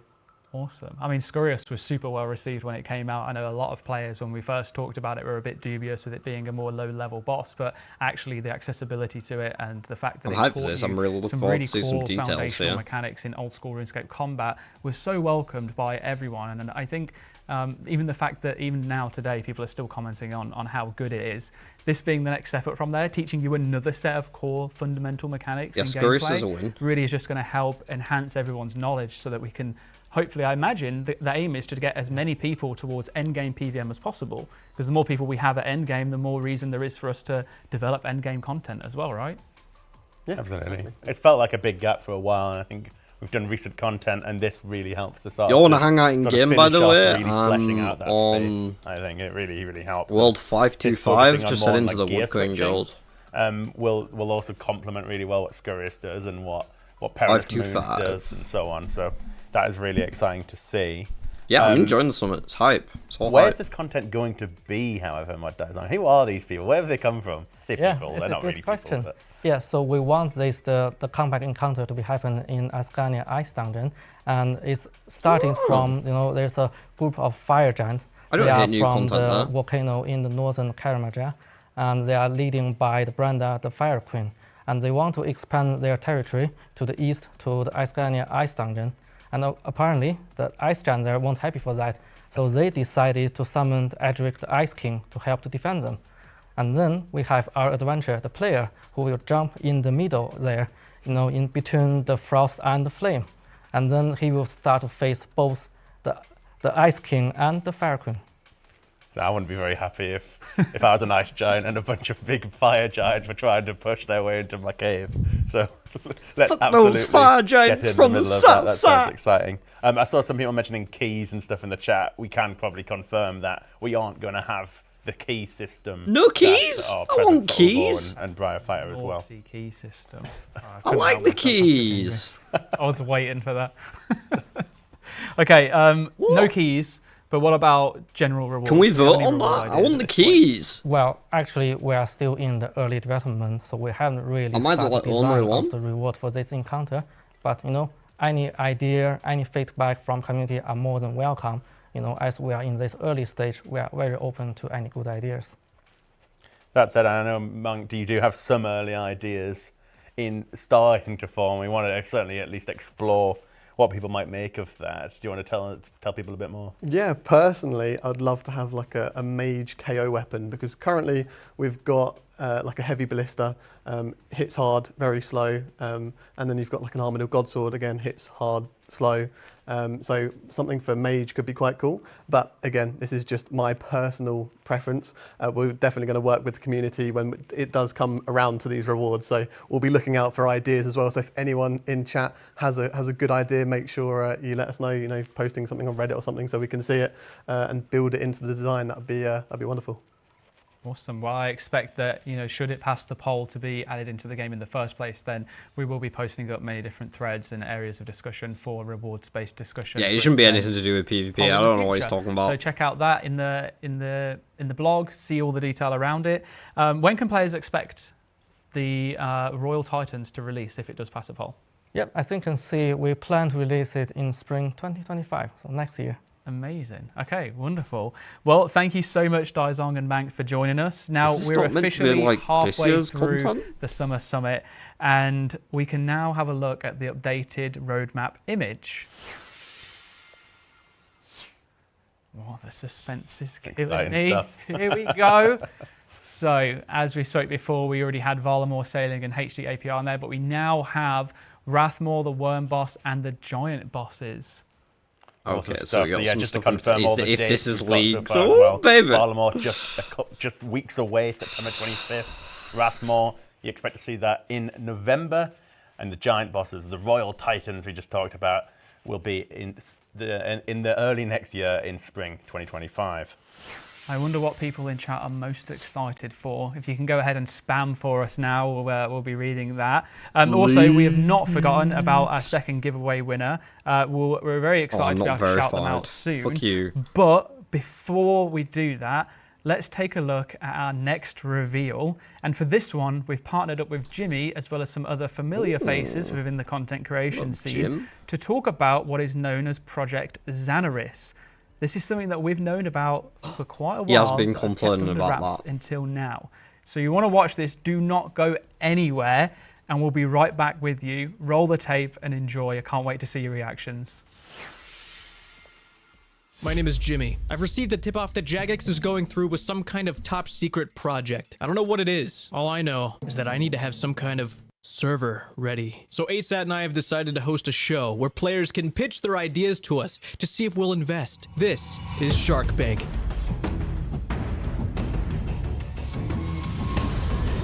Not to get ahead of ourselves, but there's a chance this first guy's the best pitch we get all day. Yeah, this is the idea guy. This player is determined to change everything again. Hey guys, how's it going? So I had a Is he talking to us? idea today. I decided Dude, I think he's really trying to pitch from back there. Are you guys saying Hey, something? can you come closer to us, Hello? please? Move up. Did you say closer or further? There's no world in which I said further. Please move closer to us. They don't even sound alike. Come here. Is this better? You're usually really smart about this stuff. Yes, this is better. Much better. I have a really good idea today. Can you guys sit down at all? Like, is it possible for you guys to sit down? We are sitting. Both of us are sitting. We only sit on the show. I'm a little nervous. Okay. That's fine. No, I get that. I'm excited. You've had many ideas that have quite literally changed the landscape of this entire game. So I mean, Right. I might be more nervous than you are right now because this could change everything for us. I mean, we've been waiting for That's this. sweet of you. Ready to hear what you have to say? How much do people usually ask for funding? Like, what did the last guy ask for? How was that remotely relevant? No, it's not about anyone else. This is about you. How much are you guys worth, like in game maybe? Like, how much money do you guys have? You know you're supposed to be pitching something to us. Imagine this. You spawn into your favorite game, old school RuneScape. I just got goosebumps. And you are only allowed to be in Mauritania. So far, so good. Keep going. The entire right side of the map, there's like that swamp area, there's like Canifis, and you have like barrows over there. Like you cannot leave that area. I got that part. Right. What do you think? So like a twist to that. You're also bald. Every character will be bald. Bald. Is there a reason for that, or does that affect your gameplay? So your idea is locked to Mauritania and then hair. No hair. No hair, right? I thought you had something that you've been waiting to reveal for a long time. Guys, this idea sucks. You think that's it? You think I would just come here and say lock people to Mauritania and make them bald? My bad, okay, all right. Now I'm not worried. Go ahead. You're locked in Mauritania. You're bald. But what if you also only had 1 HP? You go into the swamp and a snail sees you. 1 hit and you're done. Like it adds a lot of like help me out here, guys. Yeah, this is nightmare mode. So these are 2 things you've done and everyone's watched you suffer through. This is Swampletics plus nightmare mode. What's that? I think I'd eat actual rocks before playing the game how you play it, so I'm out. I think I'm out. Now, a player that wants to take Fashionscape to a new level. Who's that voice? Is that just right? Today I'm asking for 30 billion GP for 50% stake in my Dress to Impress server. Have you ever thought about what goal every RuneScape player has in common? Drowning out reality. Escaping their horrible lives. Forgetting their responsibilities. Wasting as much time on Earth as possible. That's not really what I was going for, but sure. All right. Sorry. The biggest goal everyone has is fashion. People spend thousands of hours grinding for swords, hats, all kinds of different outfits. But what if you could skip that grind and just go straight to the outfits and showing off in front of people? That devalues the outfit. The 1,000 hours makes it meaningful. It won't devalue it because you're going to be judged by other people on how cool your outfit is. Right. So it's just a never-ending Fashionscape contest? Everyone gets to choose from the same pool of items, and then at the end of the round, let's say after 5 minutes of dressing up, everyone gets to vote on everyone else's characters. Sounds complicated. I would just vote for myself, so... I would vote for you too. Can't vote for yourself. Every round there's a theme. Like one theme could be ketchup and mustard. One theme could be gnome child. Ketchup and mustard. Is there a reason that you've chosen ketchup and mustard, or... It's a weird color scheme. I agreed. It's a weird color. It's a weird color scheme. Those are good colors. It's an unflattering way to describe them. You can't see my cursor right now. All the unnecessary parts of RuneScape and focusing on the important things, which is looking cool. Some of the most fun I've had was hosting a Fashionscape contest. Everyone loved it. But during that contest, I learned something about myself, and that's that I can't handle secondhand embarrassment. I can't do it. Thinking about someone wearing a terrible outfit and making everyone stare at them, that's my worst nightmare. I can't risk that happening. And for that reason, I'm out. Okay. You still got another shark, don't you worry. I gotta hand it to you. You and your business partner, you did a great job. I think you're playing 5D chess in a 2D checkers market. I don't know much about it. I don't want to get my hands dirty in a field that I'm not experienced with, and for that reason, I'm out. You have a really good idea here. I'm gonna give you congratulations, because I mean that's a great That's so rare for idea. him. He says that once a year. Once a year max. Yeah. That's almost just as good as an investment. I'm gonna save my congratulations. I'll give you a job well done. I'll give you a little gold star. Gold star. Great pitch. Thanks for the great content, guys. Up next, a PKer that could purge any other ideas. That is just right his. Hey Sharks, today I want to pitch to you the only server that you will ever need. A purge server. I'm looking for an investment of 350 million GP to make this dream a reality. Okay. The server behaves like normal, but one night a week, PvP is enabled everywhere and rare drops are guaranteed from every single boss. This will mix the thrill of PvP with the excitement of PvM, kind of like Deadman mode, but in a much better way. Dying during the purge results in you losing your entire bank. My entire bank? I don't like that. If you get a rare drop, you cannot log out for 30 minutes upon looting this drop. Okay. A lot of players aren't really a big fan of the whole, losing my whole bank when I die thing. Yeah. I'm not seeing a lot of promise here. There are hundreds of people that play Deadman mode, so there's people into it, yeah. So we're looking at a market of potentially dozens of people. Hundreds. Okay, hundreds at best. If you die during this purge, you also lose your entire bank on the main game, and it just is funneled directly into you, the investor's bank account. We get all their items on the main game if they die in our server? All of their items on the main game. You think people will agree to that? If they don't read the terms and conditions, Essentially, you're attempting to prey on the player base. Yeah. And you do realize that this that's show framed. is being broadcast publicly to many people, including most of the people that would be playing the server, and they'll be fully aware of the scam that you're pitching, correct? I'm going to be looking for 57 billion GP. to make this happen? I have 350 written down here. 350M right here on the paper. No, and I get that. I probably did say that, but I realized actually halfway through that I'm going to need a little bit more. 57 billion GP for what equity? 10% equity. 10% equity. You're gonna say, You're yeah. valuing this idea at 5.7 trill, which is more than the GDP of Gillinor. That's right. Your numbers are psychotic. I know what I'm worth. I don't like your idea. I don't get it, but I like you and I like what you're thinking. So I'm going to make you an offer. Okay. I'm going to offer you 1 bill and 20 uncharged glories. And I want 50%. 20 uncharged. Can I charge them? You can do whatever you want with the glories. They're in your custody. What a counter. 10 billion GP and 5 glories. Jim, what do you think? That's not a good deal, is it? None of this is a good deal. It was a bad deal when you walked in the door. Listen, I'm willing to go in with my partner, Jim, here, who's an expert in these sort of purged things. Right, Jim? So you're an expert. I'm an expert in these purge things. We're going to offer you 3 bill and 4 amulets of power because we bring a lot to the table. You bring a lot to the We're table. business experts. We know a lot about purges and taking money from players. I have no idea where this is going. Do we have 3 bill? I mean, I don't have 3 bill. I mean, I don't. Do you know anyone that has 3 bill that you're close with? He's standing in front of us. I said we give him 3 bill. We figure this shit out later. All right, you've got yourself a deal. Oh, thank you so much for your time, gentlemen. We're going to make a lot of money together. Finally, a player that's going to bring true competition to Gillinor. Hey Sharks, my name is Soup. I'm the founder, creator, producer, CEO, and visionary behind the hit series Love Island RuneScape. But today, I have an idea for a brand new show that will take place on a brand new server, the Gillinor Games server. I'm seeking a 65 billion GP investment in exchange for 5% returns on every game played in the server. How are you liking it so far? Wow.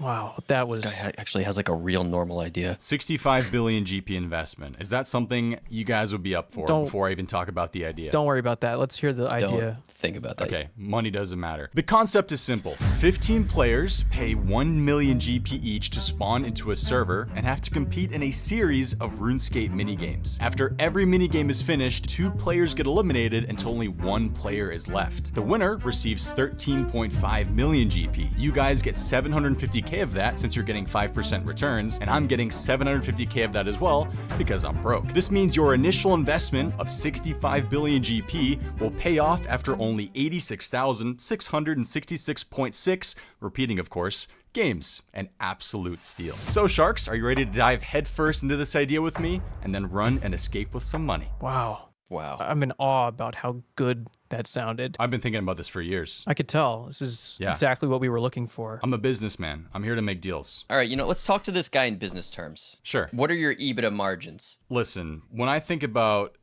What was your question again? What are your EBITDA margins? My evened up margins. EBITDA, EBITDA. I have no idea what that means. Me neither. Let's tone it down a bit. So how many of these games do you have planned? I have a whole portfolio of challenge ideas that are perfect for this. Games that everybody loves to play, has a blast playing, and have a chance to make money doing it. That Is this the actual thing that they're announcing? You're on that side, and we're on this side, and I just kind of feel threatened at this point because that was such a good pitch that I feel like you're going to take advantage of us at some point in this whole transaction. So I don't know if I feel entirely comfortable working with you after seeing the kind of guy that you are, prepared and whatnot. You seem dishonest. Do I seem like a trustworthy guy? No. No, not you at seem all like right a snake in the grass. What about me doesn't seem trustworthy? How good you are at this. You're smooth talker. You're a smooth talker. No. It seems like you get what you want. Guys, I've been preparing for this for 2 years. Which, why are you all doing this? I've wanted. Why are you doing this? Would you rather trust somebody who comes in here with no plan or somebody who comes in here with a plan, Look with at a the high plan that will firm. make you guys money? I don't trust anyone. I don't trust you in particular. For that reason, I'm out. Get me out. Yeah, you gotta go. I'm out. Yeah, I have no idea what this is about. It's fun though. Okay, who's up next? Oh, that's it. That's it? What do you mean That's it, yeah. What do you mean that's it? There was 4? I thought we had hundreds. 4 is actually a lot for a show like this. What are we gonna? We don't have a server. I feel pretty good. I don't feel very good. I feel like we got nothing out of that, and this has all been a giant waste of time and money, probably. Wait a second. What?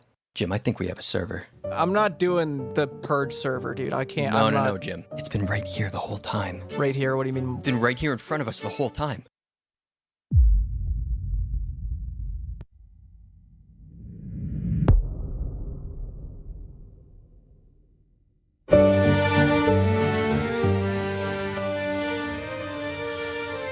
What? What was this announcing?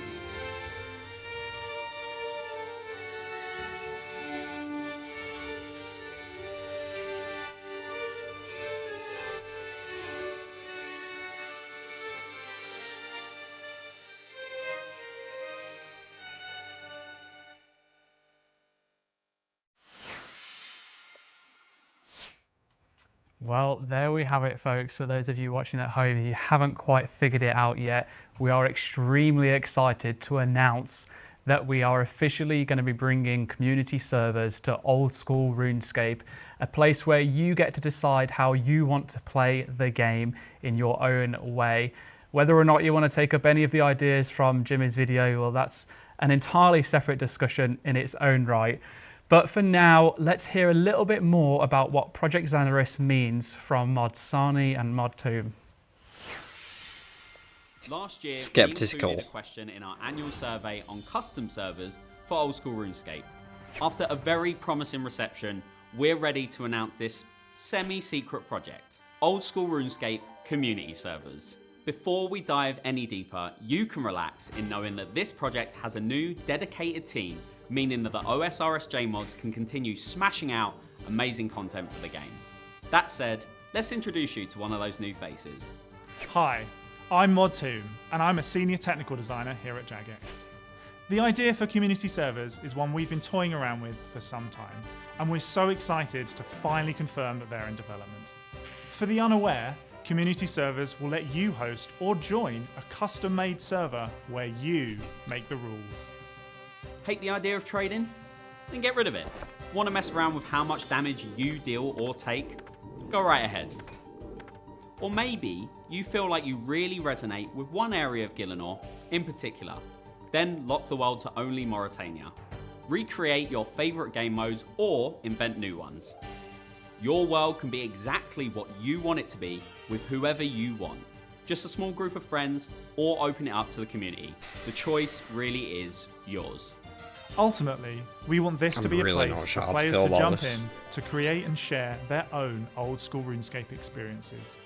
Right now, our focus is on tweaking and modifying the parameters that already exist in the game. However, this is just the beginning. Community servers are the first step in giving you more control over your old school experiences.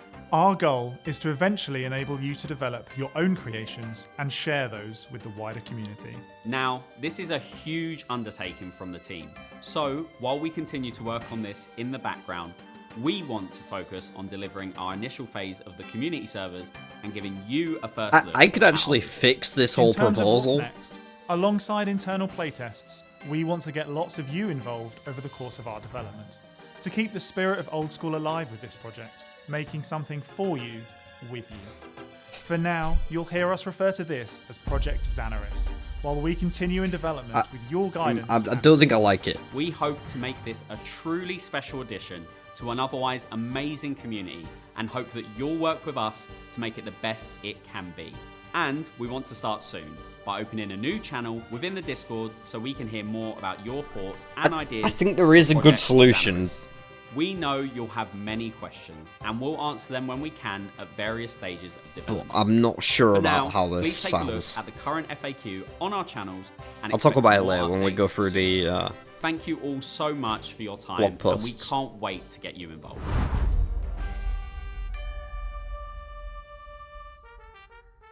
But mainly, I'd just add more customization options to character creation, So in addition there to you like go. Ultimate Iron Man, Project Iron Man. Xanaris is Like just allow finally people here to and pick out a in the region open. that We're lucky want to enough be to be locked joined live in or the studio with Mod Sani, who I'm sure you're all very familiar say with. they We've got a new want face on the stream today. no Mod trade TJ, restrictions. who's senior product Or they're allowed to manager for PK Project people, Xanaris. you know. So Sani and TJ, warm welcome to Without the making summit. How are you both like doing today? whole new I'm so servers. excited to be here. It's so great to finally be able to announce this after working on it for so long. It's a lot of pent up waiting for it. Yes, I feel like there's been way more in the works for you, but I'm just just very hyped skeptical. to finally be able to just talk about it, man. It's just like it's been bubbling for ages, so I'm just finally so excited to just talk. Well, now's your chance to talk about it. Let's go into a bit more detail around This definitely Project Xanaris deserves and another what smoke. exactly it is. In the video, you talked about customizing servers. Can you explain how that works? For example, will anyone be able to do it regardless of their programming knowledge? So we've designed this to be as accessible as possible so that anyone, regardless of technical ability, can create their own world and customize it to their liking. For our players who are more technically competent, we're looking at ways of adding advanced customization so they can really hone in on the details they want. Exciting. Brilliant. This sounds like a massive undertaking, so I'm curious to know a little bit more about the time frame involved and everything behind this. How long do you think it's going to be before we get it to a stage where players will actually be able to make their own custom servers? Good for content creation, So the team have been working very hard but behind bad the for the scenes on game in creating, general. all the back-end features and all the customizable elements that the players will be able to get their hands on at some point. It's been a huge undertaking, and That's why I'd much prefer it to just be like having some interviews with make them people able trying to have understand custom what setup we should focus accounts. on, what things are good, what they think about the project, and taking all of that feedback. Because then you still get the good creation pushing that side through of to the it, but project. you don't Now, for ruin everyone, the main all the lovely game. folks at home, there'll actually be a closed beta for some people later this year, and then into next year we are hoping to go into open beta where we can get more of you lovely lot in.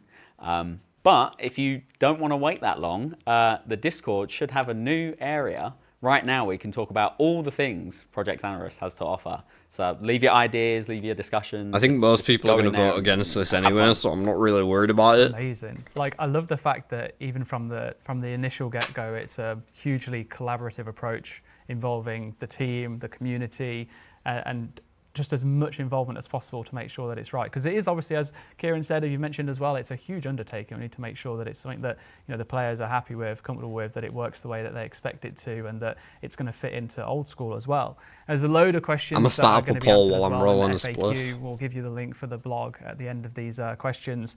But I want to talk a little bit about the inspiration behind Project Xanaris. Mod TJ, it looks like in the video we've kind of taken some inspiration from different creators. We mentioned around like Swampletics, for example.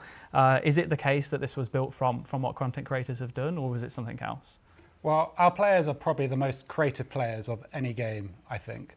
And we've already seen great ideas from players make their way into the game. Things like Iron Man, things like rooftop agility. And then our content creators make the best videos. They have the best ideas. Swampletics, Gillenor Games, they're all amazing and so creative. Okay, I know I'm not a big And content we creator, know but that there are a lot of players try people and watching recreate right these now. experiences. Thanks, We by see the them way. doing it in RuneLite. We see them doing it in If you listen to the self-imposed rules, creators and but you we may hear be that they listening to often me, have difficulty doing it. They find it quite inaccessible. make So this a we asked thing with ourselves, account why not creation, give the not with a players private the way server. to do this themselves. Yeah, give the players a way to make pretty awesome customized to accounts. We don't need a little helmet next time. It doesn't matter as long as we have a panel that realised I'm says just like- I'm these just are the bored, rules like, of your listening account to that the you set passion up that you when you have for it. created it. But, and then I you am don't fuck really with the curious, main though, game. and Everyone I think gets to Kat have been play in the reading this main up quite a game bit. I've still. been We still reading get to be through part of and the seeing some of the community. comments on here. How They do just we have a foresee little Project badge Xanaris that says fitting in collaboration custom with player Old School or itself? whatever. Obviously, Like, presumably and understandably that entirely would fix separate all from of the Old this School game. without Questions around what that means for the making player base overall. How do we custom see that servers is working? just like So we've designed this from day one to complement Old School, to be something you can Dumb play as shit. alongside Old School. Our players have put a lot of effort and have many achievements in the main game, and we all want to kind of honour and protect those. And with everything being announced today, with Project Xanaris as well on top of that, we think we can only grow Old School and everything that's on offer to players. I think it's really important to re-clarify something we said in the video as well, was that we know how important the integrity of just Old School is. So this is why there's a whole new team being built for Project Xanaris. Like, we're not taking things away from the main game. We're not taking, your Eds, your Ashes and putting them onto a new project. This is a completely new team that has so much passion behind it and so much drive, and they understand the Old School ethos on the way. So that's why it's exciting, I think. Mm-hmm. I think it just has so much potential. I've seen other games that have literally thrived off being, I guess you could call it very similar to a modding scene, right? We have community servers, your own essentially modded version of the game that people can jump onto, and the possibilities that have came from those have been quite literally endless. And imagining that in a RuneScape environment, there's so many different things. That's my I'm take, and getting I'll say it excited. again in case anyone I just think we felt. And I know about Jagex it, so. sees this. Oh, that's amazing. Make it well, thank you so much. account Do you have any other creation, questions that you want to ask? customization. Like Iron Man, Speechless. but with different options. I echo everything you just said. Like, I think the potential Not private is servers. so high. Nobody wants private like servers. TJ, the creativity in this community is immense. I mean, I look at even PvP. Well, I don't know. PvP 31% of Dead my Man audience All-Stars says they event like earlier it, this but year. 41% that is said very much to me in the no wheelhouse of thanks. what could be possible with this. Obviously, with something like Dead Man All Stars, we worked with the creators involved to support such an event. But to me, where we could potentially get to with something like this is that anybody could just run that sort of event, set it up without much support needed from us on a day-to-day, and to have more of that sort of stuff, more of that creativity happening and being possible. Like, I think that's really exciting. None of this takes away from the core game, that carries on, and this just gives something else that you can also spend your time in, another way to spend your time in Gielinor, and I think that's a great thing. All those ideas we see on Reddit is just they're not going to be black background, yellow text anymore. They're going to be like, I've just made this in community servers. Go and check it out and see what you think. I really look forward to the day that happens. So again, thank you so much, both Madsani and TJ, for joining us. If you are interested in more information regarding Project Xanaris, then do !Xanaris in the chat for a link to the blog. But also, there'll be a live stream on Tuesday, the 12th of September. Sorry, not a live stream. There'll be a live Discord AMA. I mean, on, let's just say the 12th of September. Jimmy Atesat and all the other creators that were involved in that video and that's in did the a official great job of Discord. distracting us from The channel how is now shit there. this you is. can see the Xanaris channel. Make sure you join in on that and get involved. You'll be able to ask all the questions on there. Check out the FAQ. There's going to be so much more information shared around Project Xanaris now that it's finally out in the open. To be fair, man, I am doing like 6 things at once. You'll be part of that journey from the start all the way through to the end. But yeah, really, really exciting stuff. I can't wait to see what the community think. We can't wait to see all your comments, thoughts, your ideas of what you might want to create on a server. So exciting times. Moving on then, we have the winner for the cookbook giveaway. Everyone loves it when I say cookbook. I feel like I'm just so conscious of every time I say cookbook. But the winner is Velixas. So congratulations. A huge congratulations to Velixas on your signed version of the cookbook. If you would like to purchase your own copy, it won't be signed, unfortunately, but you can do so. Just use !Cookbook to find out all the details. As I've mentioned, it's got 50 of the most mouth-watering recipes in Gielinor, gorgeous photos and flavorful lore. Now it is time for the final giveaway of the night, and that is that you could be the lucky winner of issue 1 of RuneScape's Untold Tales of the God Wars comic book series. There are 5 different illustrations that you can get access to. They all look absolutely incredible. I think that they've done a fantastic job of putting these together. Now tonight we're giving away 5 different cover variants of this. This is a must-have if you're into comics or collections of these sorts. The comic itself actually expands on the epic lore behind the iconic God Wars dungeon, delving into the Temple of Lost Ancients during the height of the catastrophic God Wars. It's also written by acclaimed fantasy writer Ryan O'Sullivan, which is pretty damn awesome. Absolutely is. So as per the other giveaways, head over to the old school Discord using !Discord to join that giveaway. But of course, you can also purchase the comics if you'd rather go for that. An !Comic in the chat will get you all the details to get you to the website to purchase it.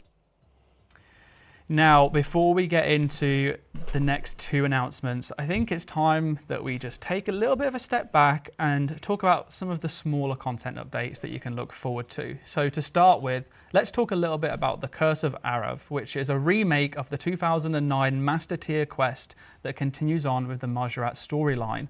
We've seen this story now advance through the likes of Wild Gothic Sleeps and Desert Treasure 2. Kieran, please tell us more. Absolutely. So we don't want to give absolutely everything away, but there will be a distinct old school version of this quest, which is exciting. To set expectations, mostly the story will be pretty much the same. There'll be adjustments to dialogue, though it will pay respect to the original. But excitingly, there'll be a couple new sections of gameplay, and there'll also be elements from another RuneScape quest. That poll's actually Mummy, pretty split, which will also feature. Interesting. So what kind of rewards can players expect? That's what we care about, really. Everyone's going to spacebar. We all love rewards. Cheers, man. Screw this the was dialogue. for my board stuff. game thing we were talking about in Discord the other day. The main meal. Yeah, the main. The meal. Send them out. I went for a meal. But, like 5 winners at the end of the year. So obviously you get your usual quest points, you get your usual XP. XP will be in mining, thieving, agility, but you'll also get access to Zemmerregal's Fortress, which allows you to fight the higher level variants of armored zombies. Zemmerregal. It's You'll have encountered some of those in Defender of Varrock. They drop the zombie axe. And you will also be able to get now a zombie helmet. No wax, mate. I've never had wax. Between the dwarven helmet and the Inquisitor's great helmet. and it'll be a crush-focused head slot It's item. always been something All that of I the just stats see will on be the in internet, blog and I'm like, that'll be damn, released that later looks like tonight. something. Ooh, I have thank no you, idea Kieran. what it Sounds is, pretty how it's poggers. made. But really, why I is just this know such it's an meant to be important strong. update for us? Like, there has to be more than just this small quest, right? Well, of course. It's obviously this is a small update, but it covers very important story beats that will set the scene for future old school specific story plans. Teehee. Majorette shit. Okay. Sounds like it. A little bit sus there. I see. I see what you're doing. Maybe we'll have to talk about that in the very near future. Who knows? Okay. How about now we talk about Game Jam? We released a blog early this year which had a bunch of cool proposals in it, and it got players talking. So out of those ideas, what pitches can players expect to see make it into the game? Let the video do the talking.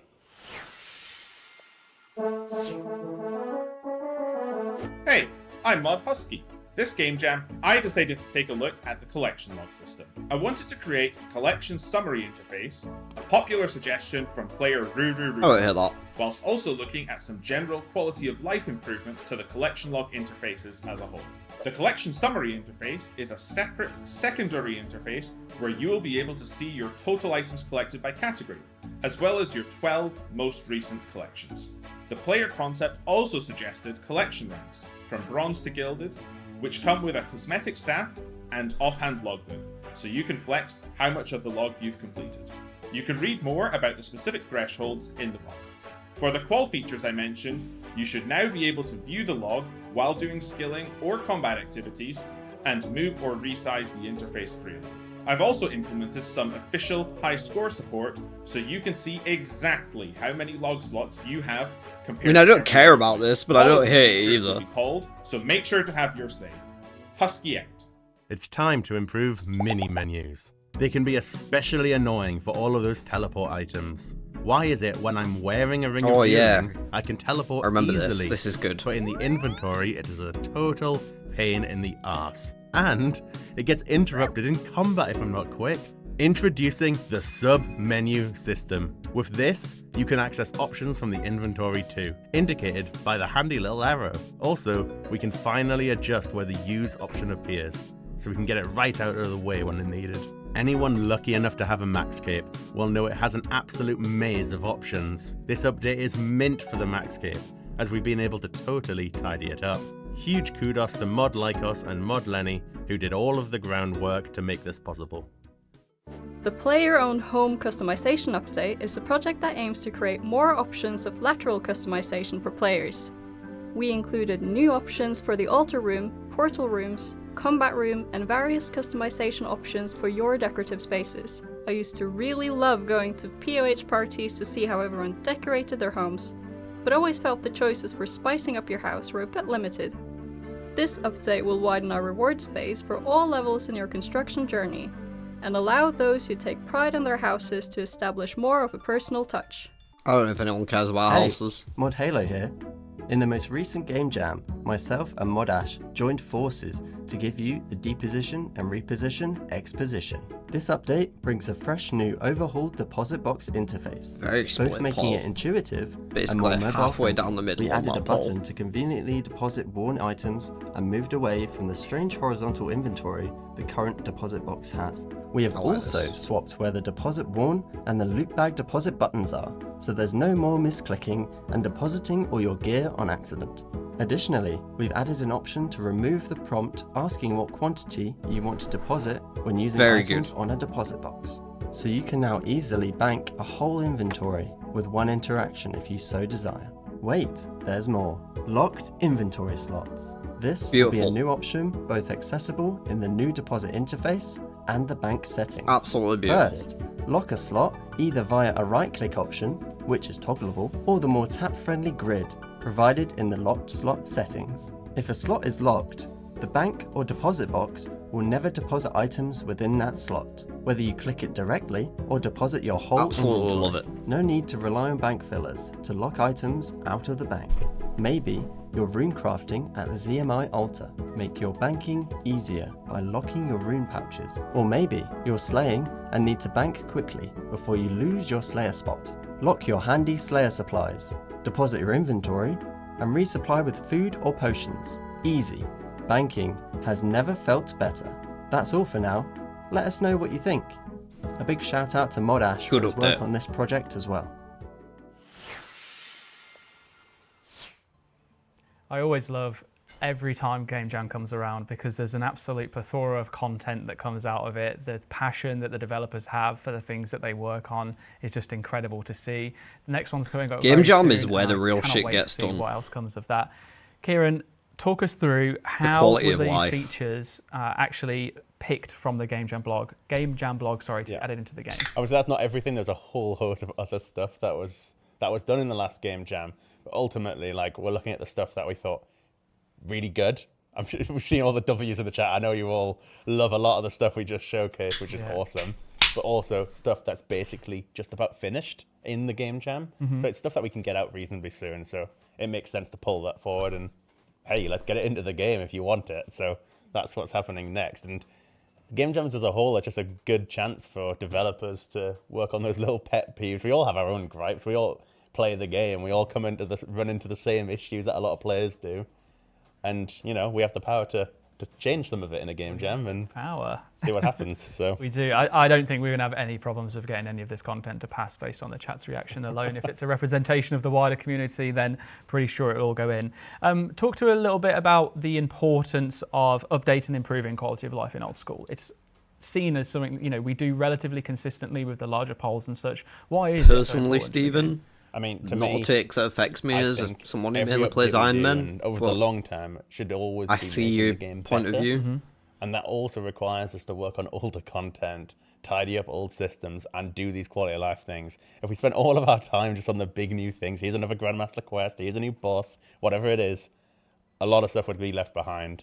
And obviously we can't necessarily get to everything all the time, but we know there's so much stuff that we can improve and make better. And obviously you see a bunch of it just now and you see the response from players. I think it really is important that we make that core experience just better. And I think it really stands out if you think about what the Old School RuneScape experience was like in 2013 and a lot of the quality of life stuff we lacked back then versus what we have now. Like, that is the addition of all these hundreds and hundreds of small changes that we've made that just make the game feel so much nicer to play. Less annoyances, less little gripes, and the game's better for it, in my opinion. Oh, I definitely would agree with you, and I think it's also resonates with the community. The quality of life stuff has always gone down. I love how they really always well. bring I up in when there's particular, W's in chat, but changes never very bring favorable up when to there's the L's in chat. Well-received updates that we've done in quite a long time, actually. And you know, in the grand scheme of things, it was relatively low effort compared to adding, for example, a new raid, obviously. But definitely goes a long way to help out in terms of the overall player journey and your experience. Now, what about other stuff that was featured in the Game Jam blog but hasn't been featured here? Like, in particular, I was super, super excited and really passionate about bingo and adding official bingo support. The bingo pitch is so good, and I love a lot of the UI work that's been shown in that Game Jam pitch as well. Ultimately, obviously, that's a much bigger idea, and so are some of the others, so they need more work to get them to a place where they are finished and ready to sort of go. So ultimately, it'll be when there's a slot for them. And the ones that we think are strongest. Obviously, by putting them in that blog, we also get a chance to have seen the response and what players liked most, what players reacted to, and then we'll obviously take that into account with deciding which ones we should prioritize too. Amazing. Thank you so much. If you want to read up all about the things Game Jam related, !Game Jam in the chat. The blog is now live. You can check out all the info there. We'll be going over those in detail later, folks. Wrapped up, it's time to take a sneak peek into the future with our next reveal called The Final Dawn. Roll the VT. A darkness rises over Varlamore, but soon comes the Final Dawn. Varlamore, the Final Dawn, is our next big expansion to Varlamore, and it's very much a finale to everything we've done with Varlamore so far. I don't think we're getting another leaks, no. Doesn't seem like it at this point. Which is sad. But I kind of expected. That said, make no mistake, just like with the rest of the game world, Varlamore will continue to grow for years to come. With the release of the Final Dawn, you'll be able to explore 3 new areas of Varlamore: the Tlati Rainforest, the Auburn Valley, and the Custodia Pass. With these new areas, you'll have access to all of mainland Valamor, meaning you'll now be able to journey all the way from the capital of Fortis up to the border with the Kebos lowlands. I mean, Woody is Alongside a fan these of new this. areas to explore, we have a huge range of new gameplay additions across questing, PVM, and skilling. First up, quests. As with previous Valamor expansions, the Final Dawn comes with multiple new quests. We don't want to spoil too much, so we'll just talk about one today, a master tier finale to the Twilight Emissary story. Like the expansion itself, this quest is named The Final Dawn, and will see you delving deeper than ever before into the history of Valamor and the mysterious Old Ones. As for PVM, we have something never before seen in Old School, an Enrage boss. Known only as the Doom of Mokiotl, this boss initially seems like any other. However, upon death, you'll have a choice. You can either leave with your loot, or instead, you can fight a tougher version of this foe. You can repeat this as many times as you like, with the boss becoming increasingly more challenging, and the rewards increasingly more lucrative. How far do you think you can go? So calls it. If the answer is not very, then perhaps you might prefer some new skilling additions. The people of Auburn are some of the best woodworkers around, and their skills in fletching are unmatched. Join with them in a new fletching method that sees you recycling your old bows into mystical totems with which you can appease the ancient ents of the Auburn Valley. This is just a small taste of what's to come with Valamor, the Final Dawn, as alongside these headliners, we also have plenty of other new features coming to the area. From an AFK crab boss to some elusive slayer creatures, there's plenty of other things on offer. Keep an eye out on our official channels, as more details will be coming your way later this year. Thank you. I didn't really get enough info from that to form an opinion. I mean, but generally, any more Valamor content is good for me and my There account. we have it, Valamor, the Final Dawn. And we are now joined by the wonderful Mod Ed in person to answer a few of our questions. How are you doing today, Ed? I'm doing pretty well, thank you. Good, I'm glad to hear it. We're so excited to have you here to talk about this final, I assume, from the name, content expansion within Valamor. Let's start off with talking about quests. We've mentioned a quest in the video. What else have you got in store for us? I do like talking about quests.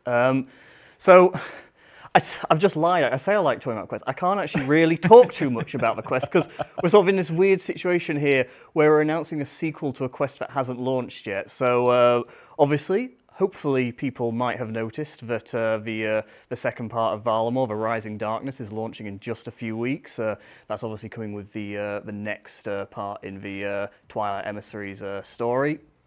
And then with the Final Dawn, we have the quest called the Final Dawn, and that will be the conclusion to that story. So yeah, I can't actually really say anything about that one because I'd be spoiling a quest that people haven't played yet. So what I will say instead is that chat wants the leaks thing that's as really well. important to us We with all want Valamor is that we want this area to feel alive. Like it wants to feel.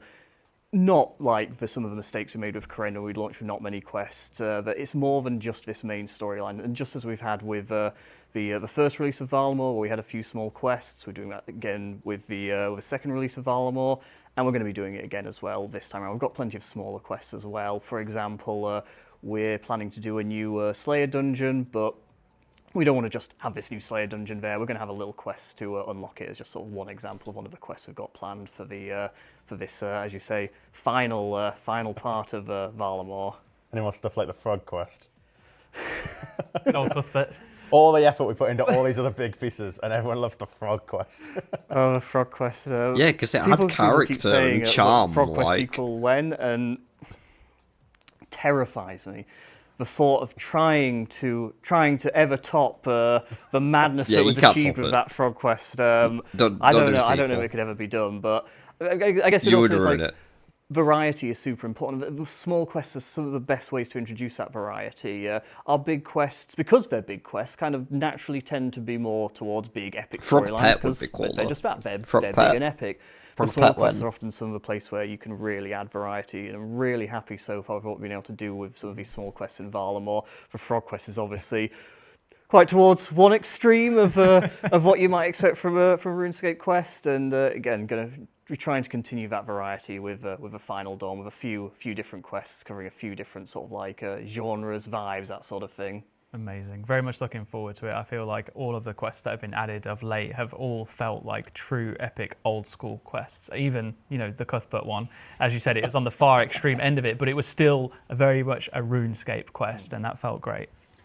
But as much as you might like it to be, it's not all about quests. So let's talk bosses. We've just seen one mentioned in the video, and I feel like all of the bosses in Varlamore are just making it as hard to pronounce as possible. Especially for me right now, and I've got to say it. The Doom of Mokhiapol, which is the first enrage boss. Macchiato. Pretty good effort, actually. You think? Not Do you coffee? want to give it a go? I mean, I could just copy what you said, but I can't remember how you pronounced it. The Doom of the Mokhiapol. I don't know. Yeah. All right, so first enrage boss. Can you tell us more about what that is? What is an enrage boss? Why should anyone care?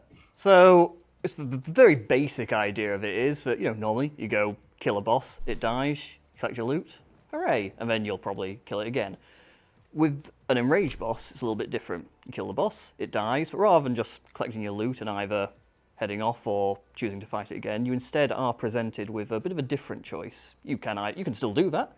You could pick up your loot and then either, like say, leave or just fight the boss again at the same difficulty. Or you can choose to not collect your loot and instead revive the boss at a higher difficulty level and fight it again. And after it dies that time, it will drop loot, and it probably will drop a little bit more loot because you fought a slightly harder version. And you present that same choice again, and again, and again, and again. And you can keep going for, well, as long as you want, but as long as you can might be a better way of sort of saying it. Like the enrage level You mean will till you get continue nerd logged? to increase if you want it to. Every single time you kill it, you have that option to fight that harder version, and as such, the loot will keep getting bigger and bigger. But obviously, if you die, that's it, all gone. So that's sort of like the basic idea of it. It's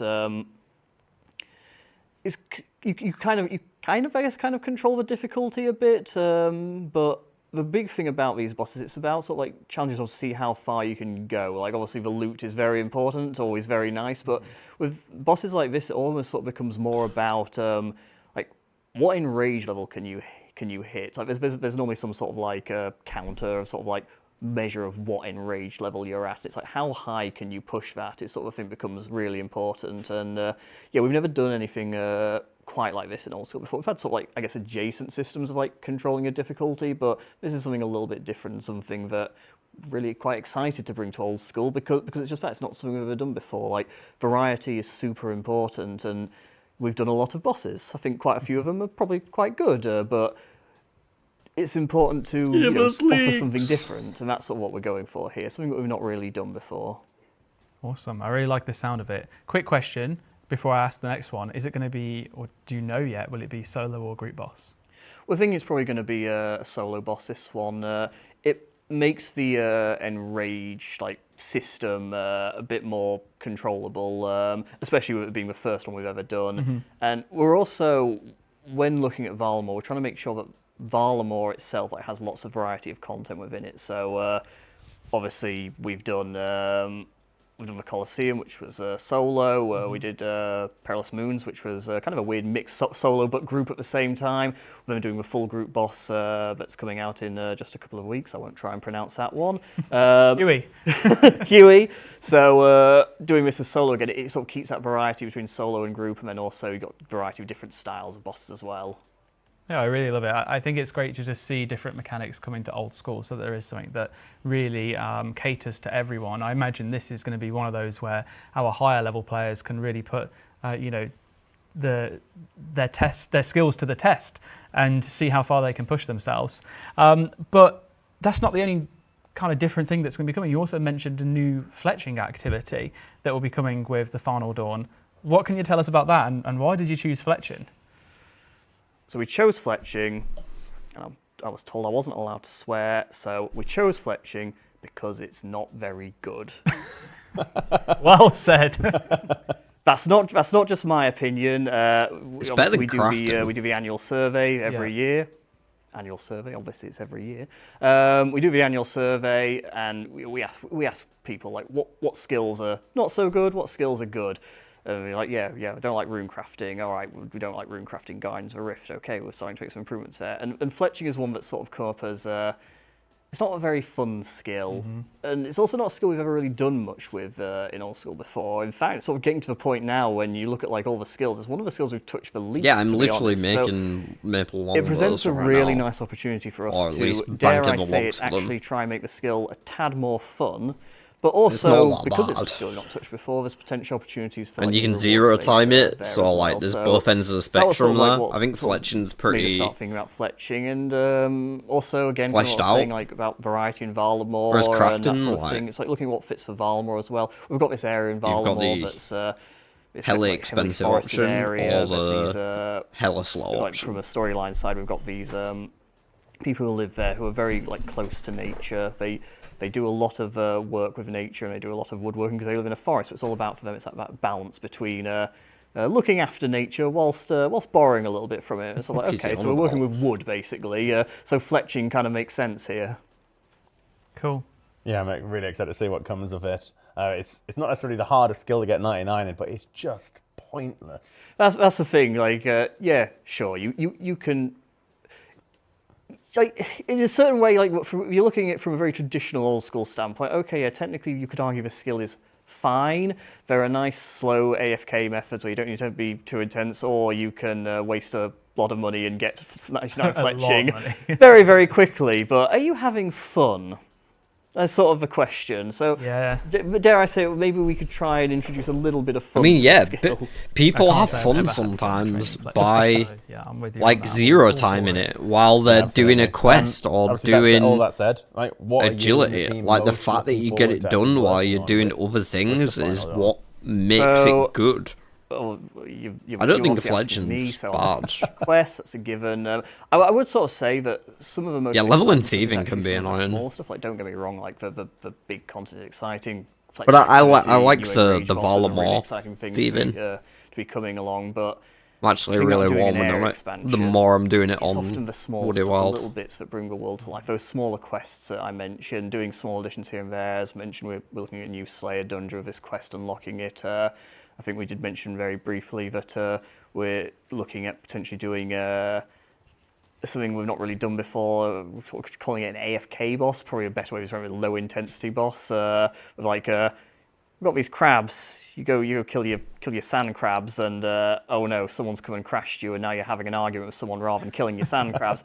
What if we actually old school interaction? What if we made our MMO actually multiplayer and actually just had it so rather than everyone fighting over sand crabs, everyone could join together and fight one sand crab, and now we can all finally be friends. I like that. That's one idea we've got. Sort of like this. It's a crab. We've made it bigger. It's got lots of HP. You fight it together. You can all have fun fighting this crab. Never going to work. People don't have fun playing old school RuneScape. No one wants to make friends. No, but we can all AFK together like we do Reddit, at right? Like, we saw the fucking shooting suggestion, like, stars. we could do- Giga could do crab. this. Yeah, I think yeah, there was a thread on Reddit just like it's like, can you make crabs not terrible, make them fun? And I think Mod Arcane was just like, oh, that sounds good. And we were just like, yeah, it does sound good. And the beauty of something like this is again, it's like it's one of those small additions. It's not a huge amount of work for us to do little things like this in Valamor, and it's a perfect place to be doing that sort of thing. Okay, so moving away from crabs and AFK-ness, let's talk a little bit about the story. It's called The Final Dawn.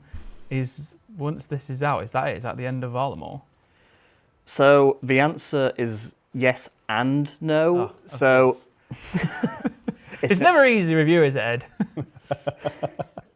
Look, so oh, I triggered something.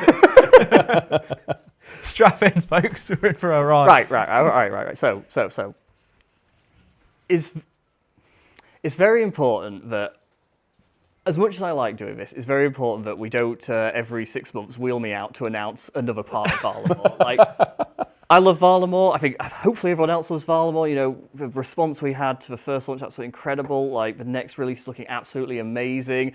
Like, there's a lot to like about Valamor, but there will reach a point where maybe people start to go, okay, this is like the 10th time you've shown us Valamor now. Got anything else hidden away there? So it's important that Valamor doesn't outstay its welcome. Like, it's important that things have conclusions. So on that side, like, yes, we're very keen for this to feel like a finale in many ways. As already mentioned, we've got the Final Dawn quest. We're concluding the Twilight Emissary story. We are finishing off the main part of the landmass. So when I say main part, like, that is sort of being like very open and honest, that there are other bits of Valamor, like deep underground or like off the coast that you know, we still want to explore in the future. But it's very important here, like, this will conclude the main landmass. You'll be able to walk all the way from one side to the other without any nasty black boxes or anything else blocking you. So in that regard, yeah, it's very much a finale, and we're very keen to make sure that we do continue to deliver variety, because that is what the game is all about. Like, Valamor's looking absolutely fantastic, but we've got other areas of the game that we want to keep, you know, expanding to as well. We've got storylines that are unfinished, we've got areas that are still black boxes, that sort of thing. So that's why we're quite keen to sort of like put a wrapper on everything we've done on Valamor so far, move on to other things. But, and this is why it's kind of a yes-no, on the flip side, there is... Colosseum is what it sounded like to me, Pygmalion. To a certain extent, like the same way that I think, you know, we could all agree that like Mistlin is not lacking. It's a fine place. It's got everything you need there, but we can still add new content there, and indeed we still do. Valamor's very much going to be the same. It's going to continue to grow forevermore, so there will be new things coming to Valamor. As already mentioned, there's still some like other areas like peripheral, like some dungeons and like some stuff off the mainland that we want to do with Valamor. Some big, some small. There's going to be new stories we want to tell there. You know, most notably, we did a Kingdom Divided quite a few years ago, and in that quest it was very clear, right, the next stage of this storyline is going to Valamor.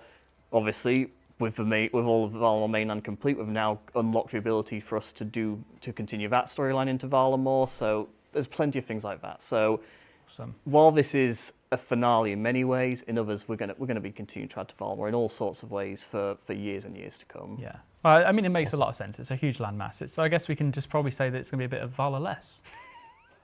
Right? Yeah. Vala no more. Yeah. No, Vala, no, not as much. Yeah. Yeah, it's still going to be coming. You're not quite right. Right, just before we move on from Valamor, one final question. I'm going to put you on the spot. Oh. Rapid fire style. What are all the pieces of content coming in Valamor: The Final Dawn?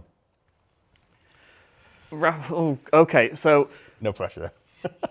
We've got the Final Dawn quest, concluding the Twilight Emissary storyline. We've got the Enrage boss. We have the fletching activity.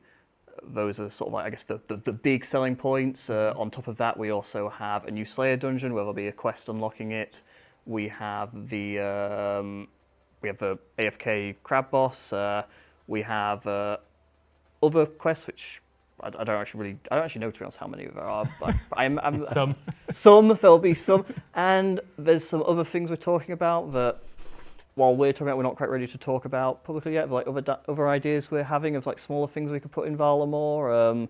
So like there'll probably be a few other little additions on top of that as well.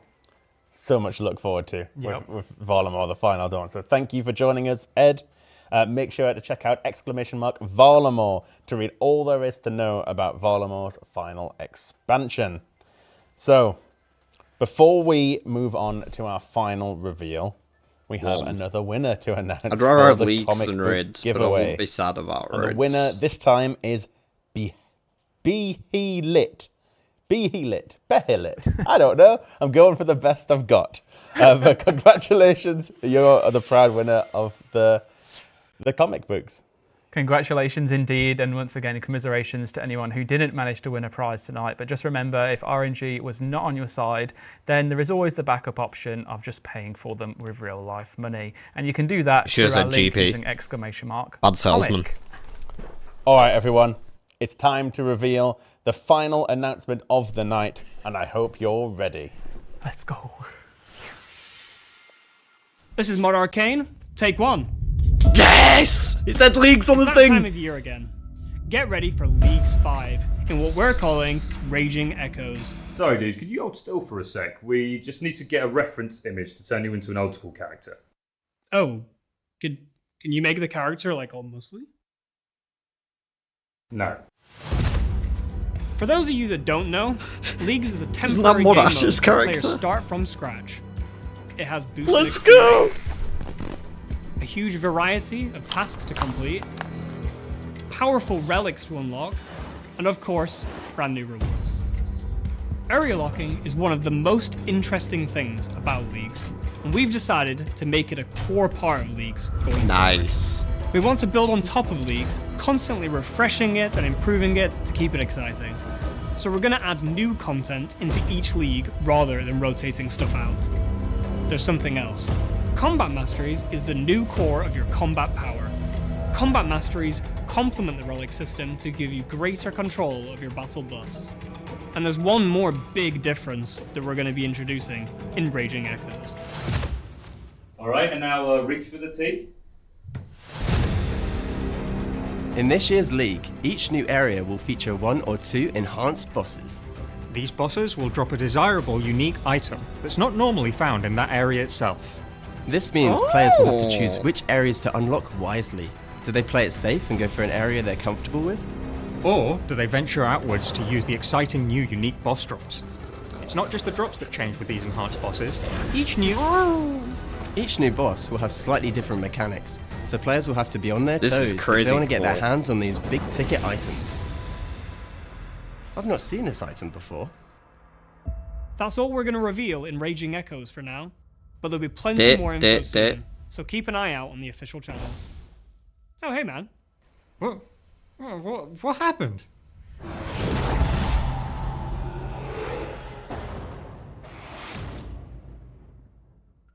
Give us a date. Give us a date. November! Yes! It's this year! Let's motherfucking go. That's right, Leagues is back and it is coming way sooner than you probably thought. Being Oh, I November can't wait to lock 2024, my so doors not a for lot 2 of whole time to wait months. At all. Now we're joined in the studio by the lovely Mod Arcane, who's going to help answer some questions regarding Leagues 5 Raging Echoes. Welcome, Mod Arcane. How are you today? I'm doing pretty well. I'm still cringing a little bit from that opener. Not my best. I thought it was great. It was pretty funny. I mean, it was good. Let's get hype, y'all. Let's get hype. Not muscular. You didn't get what you asked for, unfortunately. Pog. One of the major new mechanics we talked about in that video was something we're calling combat masteries. Can you tell I can't us a wait to little read bit all more the about what actual that is and what notes that for means this. for you in leagues? Yeah, so in the previous leagues, you would have obviously your tiers of relics that you unlock throughout the league, and some of them were combat, some of them were skilling. Sometimes you would have a tier that was like skilling versus combat, and there was a bit of an awkward tension there sometimes. So we thought we'd decide to just kind of rip out most of the combat relics from the entire system. And Sorry, just I'm implement a answering the completely separate delay. I system don't know how side by bad it side is for you all. So then we can have more customization, It was November. more power, more flexibility. It just gives us a lot more tools to work with, and generally gets the players a lot more to kind of get excited about. Nice. Combat Masteries, enhanced bosses. I think there's a link between the two of them to some degree. Maybe you can explain a little bit more, but let's just start off with what are enhanced bosses? What was the thought process behind them, and what can players expect from actually going up against these? Yeah, so, sorry, my throat is really bad. Sorry about that, chat. So, we really like the area system. However, there's a fundamental problem where if Desert, Zaya, Asgarnia are just the best areas because they've got the most content, they've got the most impactful drops, people are just going to kind of pick the same areas time and time again. Nah, and that's people just like gonna trying start feeling different really repetitive. things. So this came from a desire of really trying to freshen that up and make it so players I are do a bit like more this anyway. incentivized to pick different areas. So the bosses are coming in and they're going to have like interesting new mechanics, and they'll be a little bit harder, matching more of like the league's power and everything, since in a league you are crazy powerful. But then we also wanted to add an extra incentive, like why you're actually killing these, right? So each boss is going to drop something really powerful and quite unique to it, which might actually sway you to pick a certain area over another. So maybe you don't want to pick desert. Maybe the best mage weapon isn't actually in the desert anymore, for example. Oh, interesting. Do you think essentially like people's experience is going to be way different, despite the fact we've got area locking still? It's going to be a different experience fundamentally. That's hopefully the goal, yeah. So we're hoping to make it so picking like your ranged areas, it might have been fairly clear cut last time. Now that decision is going to be a lot harder and hopefully a lot more interesting, and generally get you to play the game in a different way. It sounds very interesting already. With these new items that are coming in, are they going to be brand new items that have never been seen in old school before, or are they enhanced versions of existing items? Yeah, completely new. So some of them might be similar to things you've seen in game, but some of them might be completely wild and like just when you can create a weapon without having to pull it, you can be pretty creative, and you don't have to worry about breaking the game. Yeah, shit like that is fun. No, I guess like that especially sort when of thing. you already have that wild. That's power what's fun fantasy about that leagues leagues is bring that along with it anyway. it You can breaks the really be game for imaginative and like. creative on what kind of items. It just it's just completely broken. I mean, speaking of that's fun to do. Relics, a huge part of in that. a You short already mentioned burst. the combat relics are mostly changed into With- the combat master. without, like, affecting the Can main we expect game. new relics? Is that going to be a big so difference this time? We'll be going over every single tier of relics and just completely rehashing them. There'll be some favorites you might see from prior relics and everything, but we'll be trying to make every tier feel like a different choice compared to prior ones, more so than what Trailblazer Reloaded did compared to the original Trailblazer. Any sneak peeks? Definitely not. I think Mod Hootie would kill me if I started leaking on here. Oh, right he's now. got that social fan unlock, I imagine, already. Okay, all right. No reveals yet, but maybe you can confirm one thing: run energy. Yeah, run energy will definitely be infinite still. Okay, I good. can't imagine many leagues, if any, are going to be reverting that change. Good. I never want to be known as a walker ever again. That was the most regretful relic choice I'd ever made, and I'm still not over it, to be honest. Okay, what's Leagues been is the a most big fun win. part so far for you to have worked on leagues? Super hype. So this is my second league that I've worked on now, and there's something just quite therapeutic about just getting a bunch of relics and just kind of bashing through them. They're quite satisfying to program. You see a lot of different aspects of the code base, since some relics you're literally plugging into hundreds of places. So it's almost like a nostalgic, like investigatory adventure going into the code base and looking at all this multiple decades of old code and like either rewriting it, tidying it all up, or just seeing how it was done back then. So that's always really fun, I find. Okay, I'm actually curious. Sorry, this is completely off plan, but when you're going through the old code, you mentioned that it could be decades old that's been written. You might have to rewrite it. When you actually rewrite that, is that providing benefits then to the main game as well? Would it be updated code, or is it specific just for the league? So it would be to the main game as well. We're very careful to try not have any like behavior changes go through or anything like that. But sometimes this means we can centralize a bunch of code, which then means other things in the future are a lot more feasible to do. Okay. So if we did want to introduce, for example, some sort of smithing update, like smithing catalysts were a good example from Giants Foundry. That probably would have been a lot harder before Leagues 2 came around and centralized all that code. So there is a lot of benefits to do leak over to the main game. That's actually awesome to hear. Like, I think one of the things that we've seen in the past, it was long ago now because players absolutely love League, but when it was first introduced, there was a lot of commentary around taking away like time from the main game, but actually it's a benefit now because it's helping improve the overall code base, which is really cool to see. Anyway, sorry, thank you for answering. Rewards have always been a big part of leagues. We've seen some awesome cosmetics come in past leagues. Any current plans so far on the reward front? Yeah, so we've already got like a preliminary list that we're going to be blogging up shortly-ish. I don't know what the timeline actually is. And then we have some extra ideas in case players don't really like the original list. One of the ideas that I've seen that I really do like is a Venator bow reskin. Venator bow is one of my projects, Secrets of the North. It's a cool weapon, but it takes a long time to get. I really like that project, really like that boss, but the weapon I think is just really cool, and I think it's actually grown in popularity quite a lot since launch, especially in Slayer, right? Like it's a really popular weapon to do with Slayer.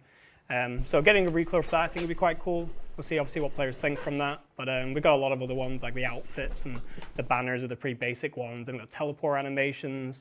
I think we're proposing another death animation as well, since we can do some really cool ones there. And players love to die and see that animation over and over again, right? So this is a good fit.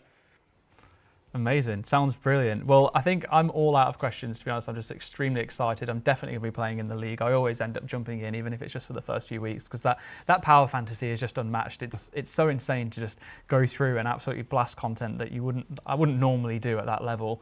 But yeah, thank you so much, Mod Arcane. Is there anything that you want to wrap up with before we look at the roadmap? I could talk a lot about it. How long do I have? But I think one other thing I kind of wanted to mention is, along with like the echo bosses coming in with the new drops, they'll enforce you, or not enforce you, but encourage you to pick different areas. We're also making some other changes. So another example is we're actually looking at making a change where the 3 mega rare weapons that you can get, so Scythe of Eter, Shadow of Tumakan, and Twisted Bow, we're actually making those available from all 3 raids. Ooh, which really does change up like how you pick the areas. Like if you really want to go mage, you feel kind of shoehorned into going desert, even though you might not really want to go desert. And whilst we don't want to just do that throughout the entire game, now if you really want to do TOB, but you do want to do a mage build, it feels a lot more feasible now. So it opens up the layout a bit there. Interesting. Okay, so I guess the way to look at it is that the Raging Echoes, even with the area locks or region locks, it's less so about what loot to go for and more about what content you're going to engage in that you find the most enjoyable. And you'll be pretty much able to build almost anything from any region that you pick. You're just going to go for the ones that you actually prefer, as opposed to feeling what has been in the past more forced to go into them. There'll definitely still be more like optimal areas, but when something as important as like a twisted bow versus a scythe of Eter or something like that, they're like build-defining items. You can't really debate giving them up very easily. This just opens up that flexibility a bit, but if you still want to get things like defenders and occult necklaces, you're still going to have to go to those certain areas, right? Yeah, for sure. I mean, that's awesome. It's bad for me though, personally. Really nice change. We want to make the area system better at the end of the because day. I want to mix it up and go for different content. Any areas you're definitely choosing?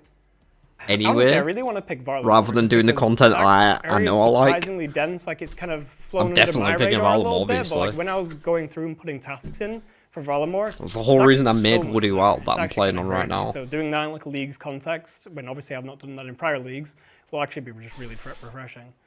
And the Rising Darkness will be available too. This account's not going anywhere though. Then in November, It may so that's pause awesome, while actually. leagues There's a whole happens. new host of tasks to complete. It's that never only got existed. like 9 days members on it anyway. But Amazing. Well, thank you so much, Arcane, for joining us. Extremely excited. Chat seems to be very happy as well. Let's take a look at what we've revealed tonight and go through the roadmap. Oh, I'm so All hyped for leagues, glory, y'all. Now it's been revealed. So we touched on Everyone's still Varlamore, here with the me. Rising Darkness. It's the second area Thanks for expansion watching along. coming I am in going to be going September through on the all of the 25th patch to be notes exact. That introduces, in detail. obviously, the new island, a new herblore activity. Probably for We another have hour the or so new after group this boss, wraps as up. well as a bunch of new quests. Got Curse of Arav then coming in Feel winter free to stick around for that if you 2024, want. a new Marjaret quest, and takes us one step closer to that one that we've not mentioned about in the future. Yeah, then leading into that, we have Rathmore, the worm boss, coming in November 2024. This spawns across the wilderness, bringing in a whole bunch of new rewards meant to be ultimately accessible to everyone with the participation system. Rewards are still yet to be determined, but we're looking at something along the lines of item sinks, PvP only kind of like power. It's the type of content that we're really trying to aim for being just for those who are engaged and interested in PvP, and we'll be looking at polling all of those rewards later on in time through consultation. And just over 2 months away is the League's 5 Raging Echoes, just like we've just been talking about.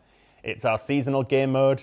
You're going to fight enhanced bosses designed to be fought with all the League's power-ups and everything. It's going to be really interesting. Combat masteries alongside relics. It's going to feel fresh. It's going to feel different. You're going to make completely different area choices to what you've ever made before. Really excited for that one. I was going to do that anyway. And then coming in early 2025, January, February kind of time, we have a whole bunch of game jam updates coming out, which will I be thought the they were coming collection log update soon. by Mod That's Husky, ages showing away. off a whole load of interface improvements as well as new features that can help you track your progression. In addition to that, there's just general mini menu improvements. You saw Mod Kieran talk about the what they call the mini menu itself that allows you to have better accessibility to Well, teleports don't worry, y'all. on Anyone jewelry, who as well needs as the second max screen tape, which looks content absolutely or things to insane. do at work, Then I'm there's the still going to bank be here for a deposit while refresh. yet, I can't looking remember through all exactly these what it's patch the notes and expeditious talking about them. something, so. Anyway, that looks awesome. Being able to lock inventory slots, much easier in terms of banking, regearing, all that kind of stuff. And then lastly, a really cool update around player-owned house customization. There's still a whole load more as well coming from Game Jam that we'll be getting around to once the roadmap allows us to. And in spring 2025, we'll be finishing our set of giant bosses. You've got Obor, you've got Briarfighter, and now we're going to be bringing you a fire and ice giant boss encounter called the Royal Titans. It'll be aimed towards the upper end of mid-game, sort of after you've got your fire cape sort of range, and you'll fight them in the Asgarnia Ice Dungeon. It's early days for this, so expect details in the near future, and we'll start to talk about it some more. And just a reminder, no keys are going to be required to fight them, so a little bit of a change up would be a little bit more accessible than the previous giant bosses have been. Then we have Varlamore, the Final Dawn, wrapping up this epic continuation of the Varlamore storyline. Mod Ed himself said that yes, whilst it may be the final dawn for Varlamore overall. Oh, definitely picking Varlamore for leagues, yeah, because this is coming out before then as well. the way to wrap up the So there's all storyline this as new we've told content so to do far. too? With that becomes a I mean, I would have brand picked new it boss anyway, but- solo encounter that has enrage mechanics. So if you're really looking to push your ability to the max, this is going to be the thing for you. That's coming in spring 2025. In addition, there are 2 new areas to explore, as well as a new fletching activity, a new Slayer dungeon, and multiple quests. And then there are things even beyond that as well. Kieran, if you want to quickly touch on the first part. Yep, obviously we've not really talked much about sailing tonight. It's a humongous topic. There's a whole amount to talk about with it. Obviously expect various blogs in the future. It's made awesome progress. We've been doing a lot of in-house player testing, and that's been a really, really cool experience for us. Yeah, really coming together now. There's been a lot of work going into making sure that navigation and the core fundamentals are functional. So then once that's out of the way, which is very close to being done now, we can just literally sail ahead with development and start showcasing all of the amazing things that can come with that. There is so much potential that we have yet to explore with you, the player base, and that's what we're really looking forward to being able to do. But in terms of other things that we want to explore with yourselves as well, we have the HD and API update. This is obviously looking at a complete refresh of the game itself. Standard detail will still be available, so if you don't want to be playing in HD, you don't have to be. But it brings across a whole host of improvements to things like lighting. We talked about world map streaming, so getting rid of loading lines, those black boxes. The areas around will be fully covered now. Being able to bring in atmospheric fog to make the areas just seem awesome. It looks fantastic. Even things like water textures as well being revamped. And then the API itself, the ability for players to be able to make plugins for the official client moving forward. Already in early stages of development, we've been working closely with plugin developers, and we hope that when it's ready to release, we'll actually have a whole list of really popular plugins that you actually use at the moment on the likes of RuneLite ready for you to be able to use. They'll also be available on mobile, which is insane. Having menu entry swapper, tile markers, NPC highlights, so on and so forth, and even more coming to mobile is going to be absolutely game changing. Fresh UI as well. There is really a lot there. Yeah, there is. Mad. And Project Xanaris, a completely massive piece of work here. We're going to give you the ability to create your own community servers. You make the rules. Play old school sort of the way you want to. Super exciting to start to explore this and reveal it for the first time. And we're really keen to see what you all think and hear about your ideas for what you would do with a community server. I think, in all honesty, this has been one of the most insane summits in terms of announcements. The sheer scale of what this has, the reach is just insane, especially around something like Project Xanaris. I think that has the potential to make old school even bigger than it is now in terms of like overall growth for the community. Huge amounts of untapped potential. I'm so excited to see what people start putting together. No, it takes players away from the main game. It doesn't bring new players in. Continue forward. There's also a load of other things that we haven't mentioned in here. This roadmap is obviously looking at some of the bigger announcements, the content pieces that we want to talk to you about and let you know release dates of. But we still have other things such as the holiday events. There's a whole load of extra quality of life stuff that we can get. We'll be bringing out Pol 83 very soon and going over the detail of that with you all. There are things like the Winter Todd beta, changes to the whole way that the heat system works there. We also have the Guardians of the Rift beta coming up, run energy changes to go through. There's a whole host of other things as well, Kieran, if you can remember them. Yeah, there's a whole list of little gripes people have been raising frequently. Things like changing chromium ingots in some capacity, looking at crystal shard rebalancing. That's coming, I think, literally in a few days' time. So there's a whole bunch of other things we know. Little gripes. We're paying attention to these and expect them to feature in various quality of life blogs and so on over the next few months. Okay, well, there's the roadmap. Before we finish, let's just cover up a few last things. I feel like we've been talking forever, so sorry about that, but stick with us. It's important, especially if you're looking to get a whole load of different pieces of merch. First of all, ! Clothing. If you're interested in the full range of the classy new old school embroidered tops with different bosses, runes, the logo, the old school RuneScape logo, PK School, all that kind of stuff. They're embroidered and then woven onto the shirt, super high quality. Check that out with ! Clothing. You can do the next one. Comics! ! Comic. So you can pre-order the bumper issue #1 right now, and also issue #2 of the 4-part comic series, RuneScape Untold Tales of the God Wars, which expands on the epic lore behind the iconic God Wars dungeon, delving into the Temple of Lost Ancients during the height of the catastrophic God Wars. By the way, chat, everyone at home, there is one last announcement that we need to make at the end, so don't leave. It's important that you stay around for it, okay? Before then, though, exclamation mark, cookbook. Okay, I'm glad he said that. Cookbook, if I was Mod Kieran. If you want yourself a copy of the glossy hardback tome packed with 50 of the most glorious mouth-watering recipes in all of Gillinor. And we have a new D&B remix album, exclamation mark album for that. You can stream all the tracks with that command. And that's available from Pizza Hotline now. And you can also pre-order the Laced Records vinyl. It's limited edition. I might pull that on while I'm doing double the LP set featuring 11 blissed out tracks chat stuff. pressed to a blue Galaxy Effect heavyweight disc, housed in deluxe gatefold sleeve. That's a lot. There's a lot of words. That's very descriptive, but it does look bloody fantastic. Yeah, I have to say they are really nice. All the other ones we've already made with Laced Records as well. They're all really fantastic. nice. It's amazing artwork. Just before you start to wrap things up and whatever you're alluding to, I don't want to get too far ahead of us, but it's kind of exciting that the next summit we do will be live on stage at RuneFest. So I'm not sure exactly what format that might take yet, but buzzing for that. We've got to have a live audience again. I'm going to be so nervous. I'm going to be like hiding, and the spotlight's going to make my head shine even more than this place does. It's going to be embarrassing, but I can't wait. RuneFest is one of the most amazing things, and to think it's actually happening, it's going to be an epic adventure. I can't wait until I get to meet so many players. There's no better place to make announcements, especially big nice ones. As long as the crowd actually makes some noise and we don't have to encourage you all. But thank you to the production team. All right, well, that's a wrap here, folks. But first, we have to just say one very important thing, and that is that the Summer Summit Giga Poll should now be live in-game. So make sure that you head to a booth and go and vote. Or you can vote through the community tab in-game as well. Yeah, go do that. Please vote against have your Project say. OSRS. Let your voice be heard. Let us know what you think about all of the content. And remember as well that outside of the poll, we also are really interested in just hearing how you felt about the summit overall. And we've got a survey that we've put together that we'd really appreciate if you could fill out. Let us know what you think. Let us know what you thought about the reveals, how excited you are for them. There's also a chance to let us know about anything that you were expecting to see today that you didn't. Maybe we can look at prioritizing that for the next announcement. Exclamation mark survey in the chat for a link to there. If you want to look at anything that's been posted or mentioned today, then all of the blogs are live on the Old School RuneScape website. You can check out all of them there. Fantastic community management team are working really hard behind the scenes to put all of those live as the announcements have gone out. Just want to say thank you to everyone for helping make this happen. It's an absolute mammoth amount of resource, time and energy that goes into it.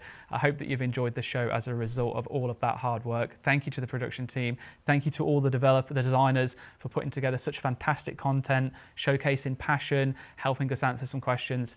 Thank you, Mod Kieran, for being here and helping me host, picking me out of rough spots when I fall into them. It's always a pleasure. Anything that you want to say at all? Thanks to you too. Thanks for calling me Mod Kitten at the start of the stream. Oh, meow, meow. But yeah, sorry, you're welcome. Everything you said, like the amount of effort that goes into it, it is genuinely like months of work prepping all these videos and different assets that go into this. It's a lot of work to make these awesome shows, and hey, the next one might be even bigger because it's on stage at RuneFest. Maybe it will. But yeah, thank you for tuning in. Yeah. Lastly, of course, thank you to everyone at home for watching. Without you being here, none of this would be possible. We wouldn't have jobs. We're very grateful for you all. We hope that you've enjoyed the content. Have a great rest of your weekend, and we will see you next time.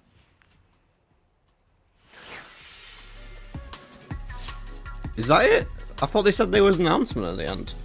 Okay.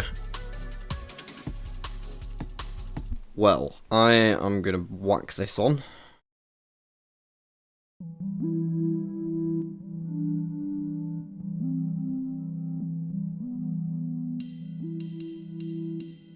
How's this sounding, folks, if I talk? Too loud? Turned it down a bit over there. Actually, that's a bit loud for me, though. How's that sound for y'all? Okay. Project OSRS. Still a bit loud, actually, for me.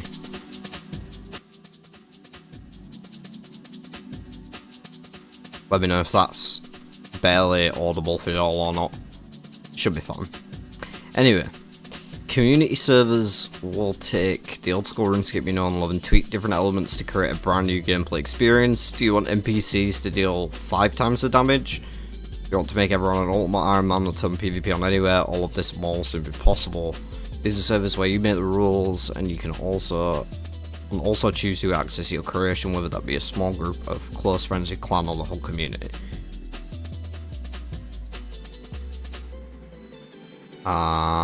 Dedicated blog for project scenarios that you can find here.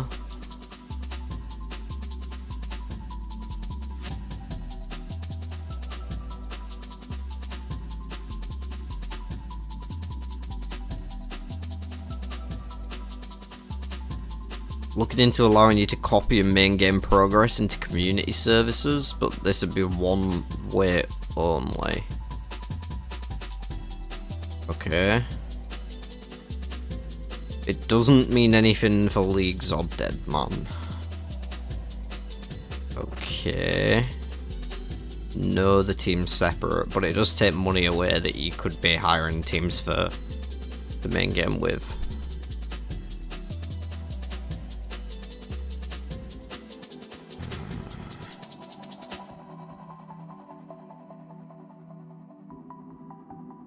Okay, so they're going to be charging for servers as well. Literally nobody is going to interact with this. Players looking to rent a server from Jagex. Like, the only people that are going to do this is, like, Super for Gillenor Games.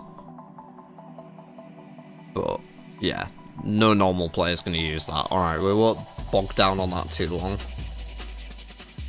Client updates. I mean, I feel like they went over most of it. It was mainly just HD shit.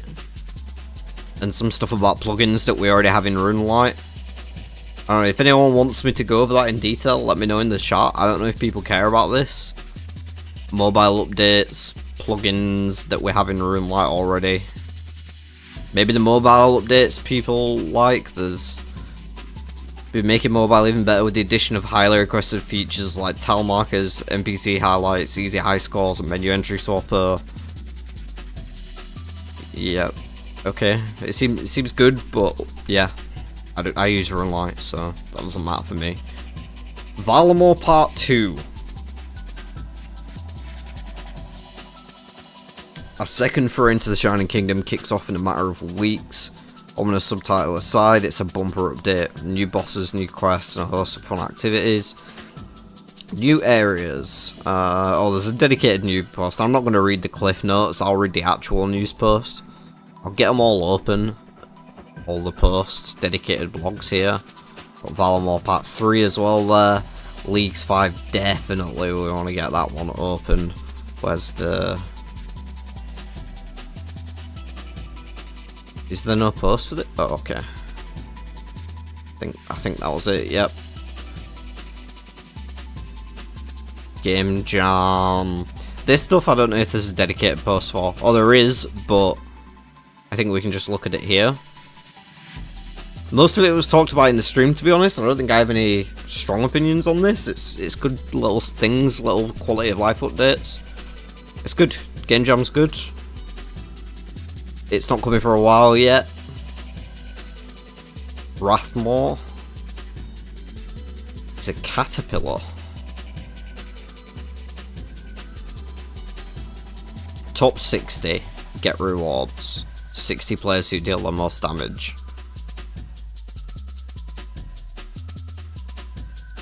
Alongside Blighted Saradomin Brews, you get Rathmore's Teeth. Amplifiers and amplified weaponry, Amulet of Wrath, yeah. Bank deposit sounds nice, it makes more sense than lock it. Oh yeah, I remember, yeah, that looked nice, the banking features, like locking your inventory and stuff. Curse of Arav, a new quest in the Majorat storyline.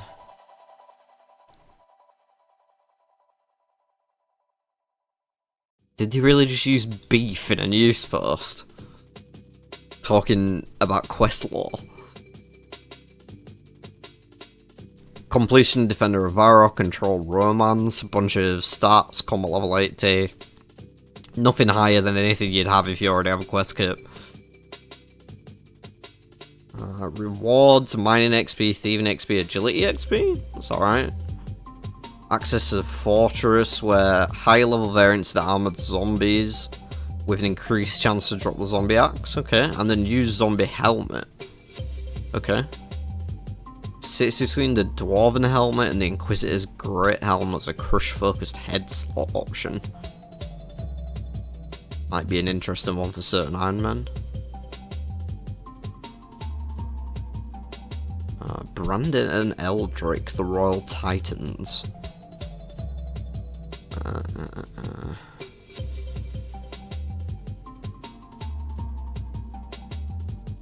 If there's anything in particular people want me to go like in detail on, let me know, by the way, but I am just going to be going through this and looking at the things that jump out to me. I think keys should be a thing, but maybe that's just me. I don't know how everyone else feels about that. Okay, that's the bottom of the post, so main things to look at for me are Valamore Part 1 and 2 and Leagues. I'll do them in the order that they're coming out in, so starting with Valamore. Part 1, the right, or Part 2, I guess, out of 3.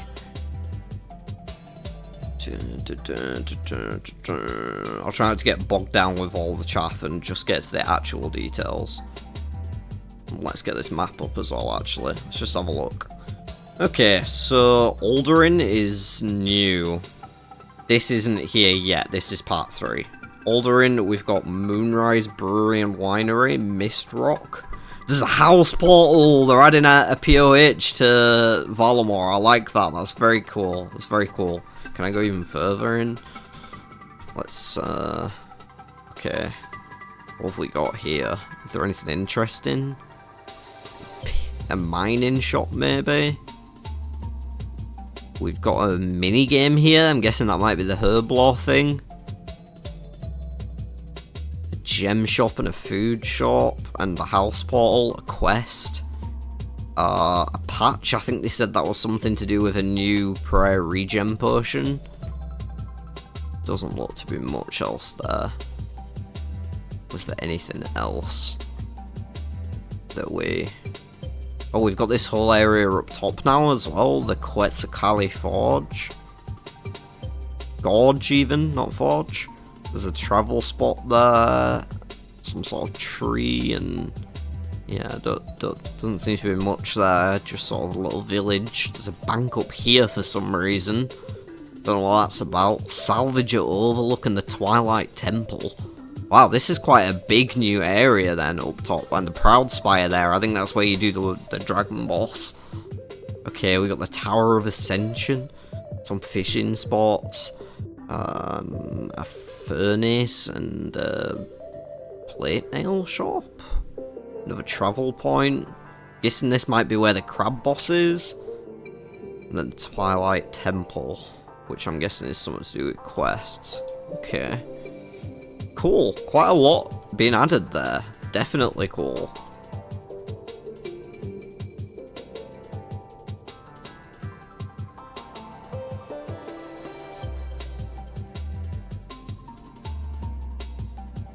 Yeah, so...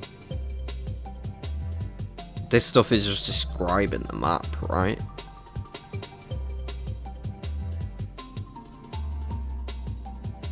New portal for a player-owned house, yep, just figured that out.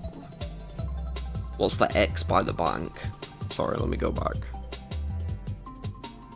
I don't know how bad the delay is for y'all. So... Which bank? Over here? I can't see an X. Unless you mean the poll booth. Or a different bank. Up here.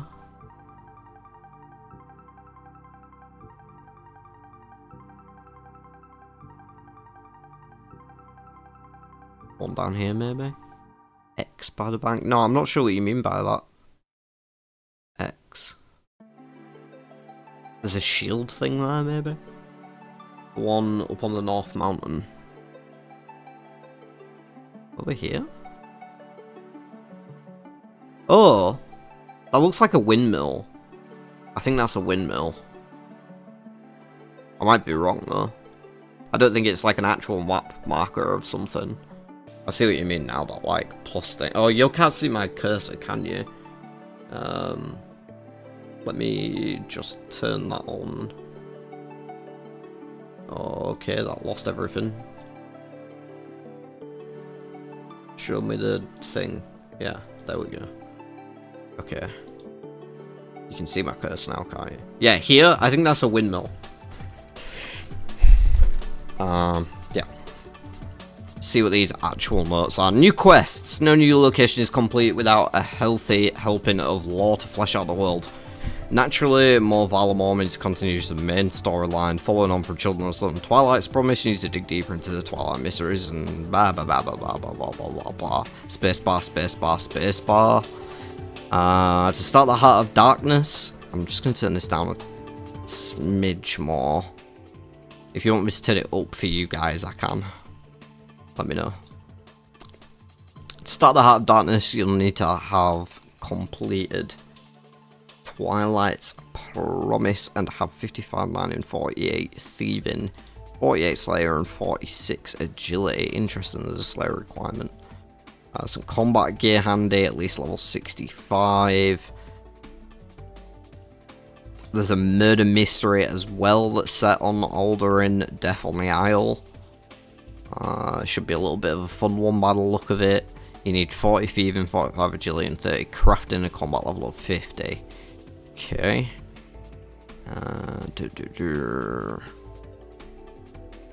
Couple of other quests full of fantastic dialogue, like the frog quest. Yeah, I'm spacebarring. The Hui Quatwal. Group encounter aimed at players with 90 plus total combat level. Recommend having access to protection prayers. It's not instanced. Anyone can clamber up the mountain and join the battle. We've implemented a 20 player limit to help with performance, so if you're in a huge group then you might need to split yourselves up a little. Don't worry, there will be solo options available for players who need them. You're never truly alone though. To help you out, you'll be accompanied by a band of dwarfs, including a priest who will aid you during the encounter. Parts of the serpent are poking out from caves all over the mountain. Wherever it's exposed you can attack, which you'll need to do if you want to reach the top of the mountain where the final part of the battle awaits. You won't take your attacks lying down, so stay alert. When enough body parts have been damaged, the path to the peak will open. On the summit, you kill the head. And he'll shield himself with his tail. Tail is shattered. Kill the head again. Done. Few things are keeping a surprise. Rewards. The Tome of Earth, like the Tome of Fire and Water, it gives infinite earth runes when charged and provides a plus 10% damage boost to earth spells, provides and is charged with soiled pages, which are also dropped from the... I hate that. Don't call them soiled pages. That's terrible. That is absolutely atrocious. Holy shit, who came up with that idea?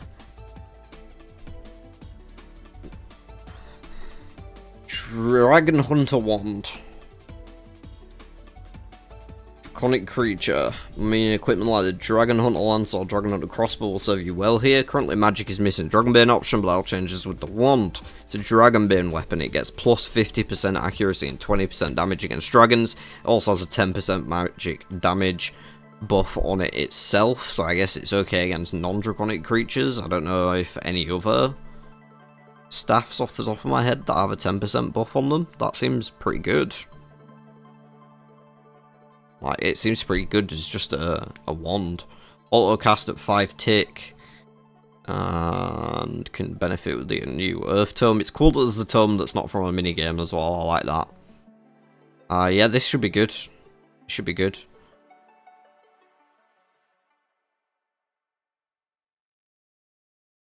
Nice, I like it. Might give a better way to farm rune dragons.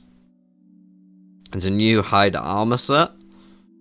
It's an improvement over Blessed Dragon Hide with a total of plus 8 prayer across the 4 pieces and extra 9 points of magic defense.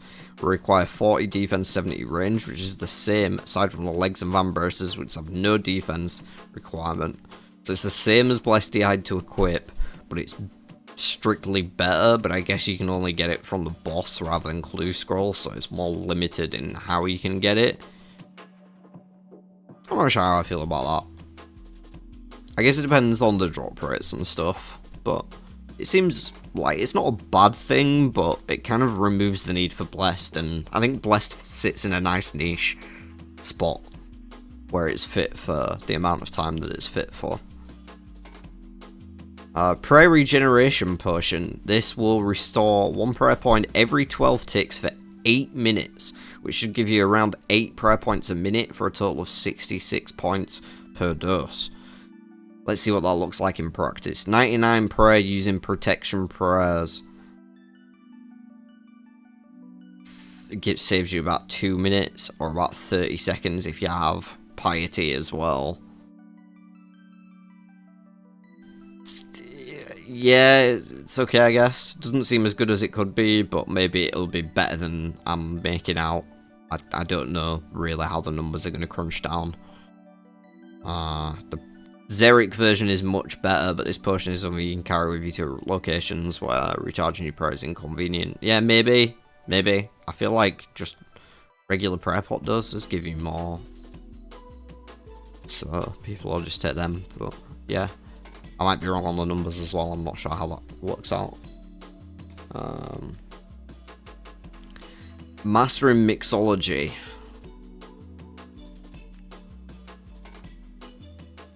All herbs contain a set of basic alchemical components which can be mixed differently to produce beneficial effects. They make some potions in exchange for time and resources required to continue their studies. They're having lots of orders and they want you to help.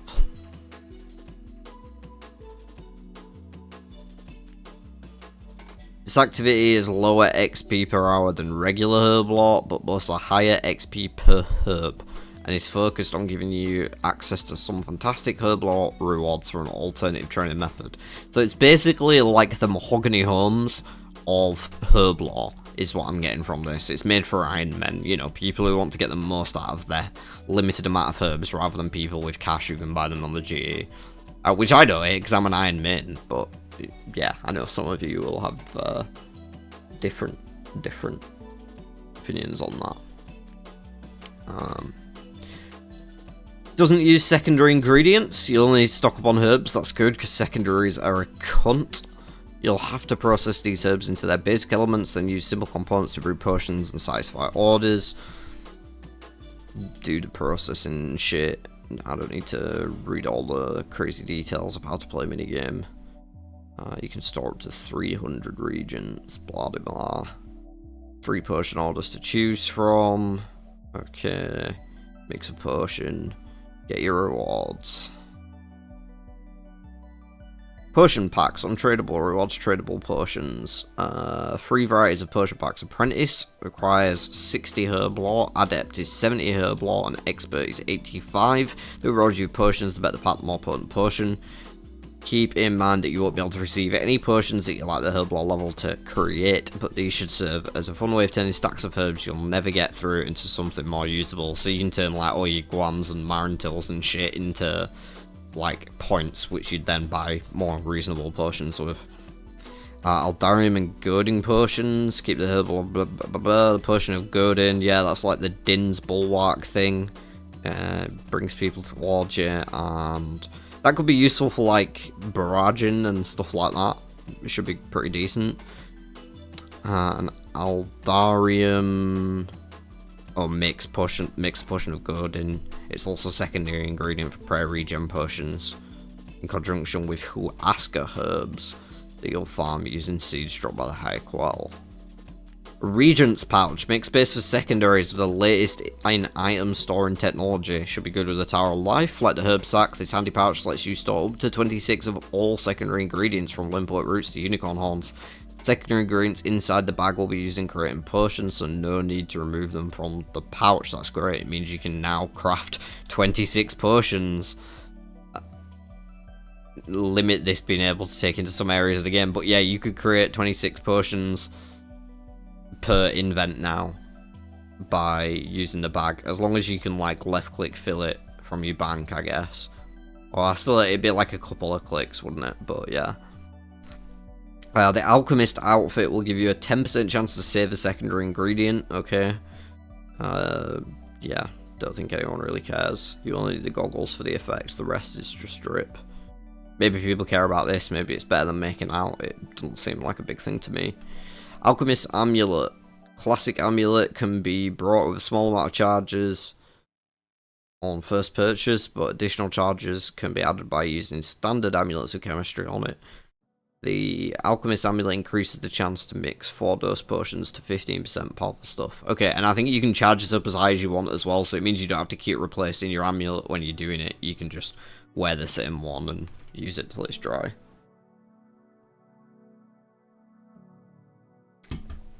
Pre-pot device is tradable as well, so you'll be able to buy this on the GE. Lets you insert doses from up to 5 different potions to drink them all at once. Sounds a bit like our uni days. You'll be able to fill up the device with potion. Fill the device up using potions in your inventory or configure loadouts at the bank, similar to how loadouts work for the rune pouch. Save 4 different loadouts for potions, reorder them, fill the device up, or empty. Oh, so you can reorder the order that they're drunk in, so you can make sure that your brew comes before your super restore, for example. That is actually pretty cool. That's a nice level of detail that they could have missed, but didn't. As long as you're in a bank or next to a bank chest, you'll be able to drink from the pre-pot device. Talk about a time save. Yep, sounds good. Potion storage, account unlock. Absolutely love this. This is going to save me, like, over 100 bank slots on my Iron Man. It's going to be fantastic. You do have to unlock it, though. But after unlocking it, a new element of the bank will allow you to play potions into it without taking up standard bank slots.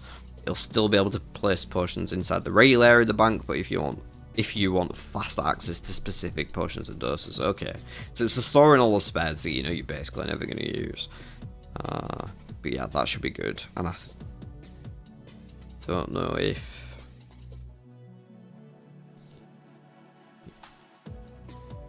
Yeah, I don't know why it's doing them all in 3 doses there, but whatever. Maybe that's just that person's bank. The Colossal Worm Agility course. Initially penned as part of Valamor's initial release, is something we were able to deliver at that time. It's finally ready to be opened.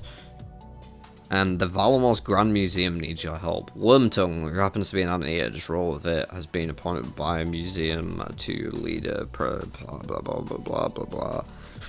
It's reminiscent of the Shazian Agility course, offering a basic route for 50 agility and a more advanced route above 62. You'll find yourself clambering all over scaffolding on a scenic and fairly low intensity course, so get ready to sit back, relax and catch termites aplenty. The agility XP you get in here will be slightly below other options in your level range due to its low intensity and long obstacle animations, but you'll be able to earn some nifty rewards here that you can't obtain anywhere else. To obtain them, you'll need to bring him every termite you find. There's a chance for them to appear as you run laps, so it's just the same as Marks of Grace, but a different thing. Obviously no one was caught walking around with a pocket full of termites, yeah, valid. Amylase packs you can get, okay, that's cool. You can get amylase packs from these now rather than just Marks of Grace. Very nice. And a Colossal Worm Agility course teleport. Okay. Cool. You can sell amylase as well, can't you? So it's good money maker as well if you want a GP money maker through agility. Gather up enough termites and you can get them in a graceful recolor that adds Valamor in flair. It's a pretty cool design actually. A squirrel transmog. Oh, so you get this from the Colossal Worm Remains. You trade in termites to get the squirrel transmog. Do I have the squirrel? What pet is the squirrel from? Is that agility? Oh, it's got, obviously it's agility, isn't it? I'm dumb. I don't have that one. Okay, that's the end of the Valamor Part 1. It all looks really good. I'm really excited. It's like 2 weeks till it's coming out, right? I don't know if it actually says the date in here. It said it was like November 25th or something. Yeah, weirdly, the date isn't in here, unless I've just scrolled past it, but I'm sure it's in the main thing. Oh, leagues, baby. Leagues, baby. I'm excited about this, you know it. It's official, a new iteration of Leagues is on the horizon, bringing new mechanics, a twist on some familiar enemies, and shiny new rewards. Like you, we couldn't get enough of Leagues last year, and we couldn't wait to bring you another one. Thank you! Our next installment brings plenty of new challenges, while retaining the comfort of the familiar. What's more, we also revealed that Leagues 5 Raging Echoes. I'm gonna have to go blue hair this time. I did red hair last time, I'm feeling the dark blue hair this time. That's what's happening. That's right. It's coming late November. That's right. We're months away. Don't panic. This blog will catch you up on everything you need to know. We'll be dropping plenty of hints, tips, and insights along the way. You know I'll be covering it all on my channel as well. I'm going to be heavy on Leagues. I'll basically be doing nothing else. Unless an agent gets back to me about the book I just finished writing. But I'll still be doing Leagues. Okay, overview for anyone who's never played Leagues before. I'll go over it real quick. You start on a completely fresh account, separate from your main account. Your journey begins in Lumbridge, much like all adventures in Old School, and until you get some completed tasks under your belt, you'll be locked to Mistlin. Through a quick Leagues tutorial, you'll be able to unlock Karamja, giving you your first 2 starting areas, so everybody gets Mistlin and Karamja, same as last time. You'll be able to unlock other areas after completing tasks and accumulating points, but you can only unlock 3 additional regions. And the more regions you have available, the more tasks you'll be able to complete, tick tasks off to rack up points, and unlock powerful relics that switch your gameplay up.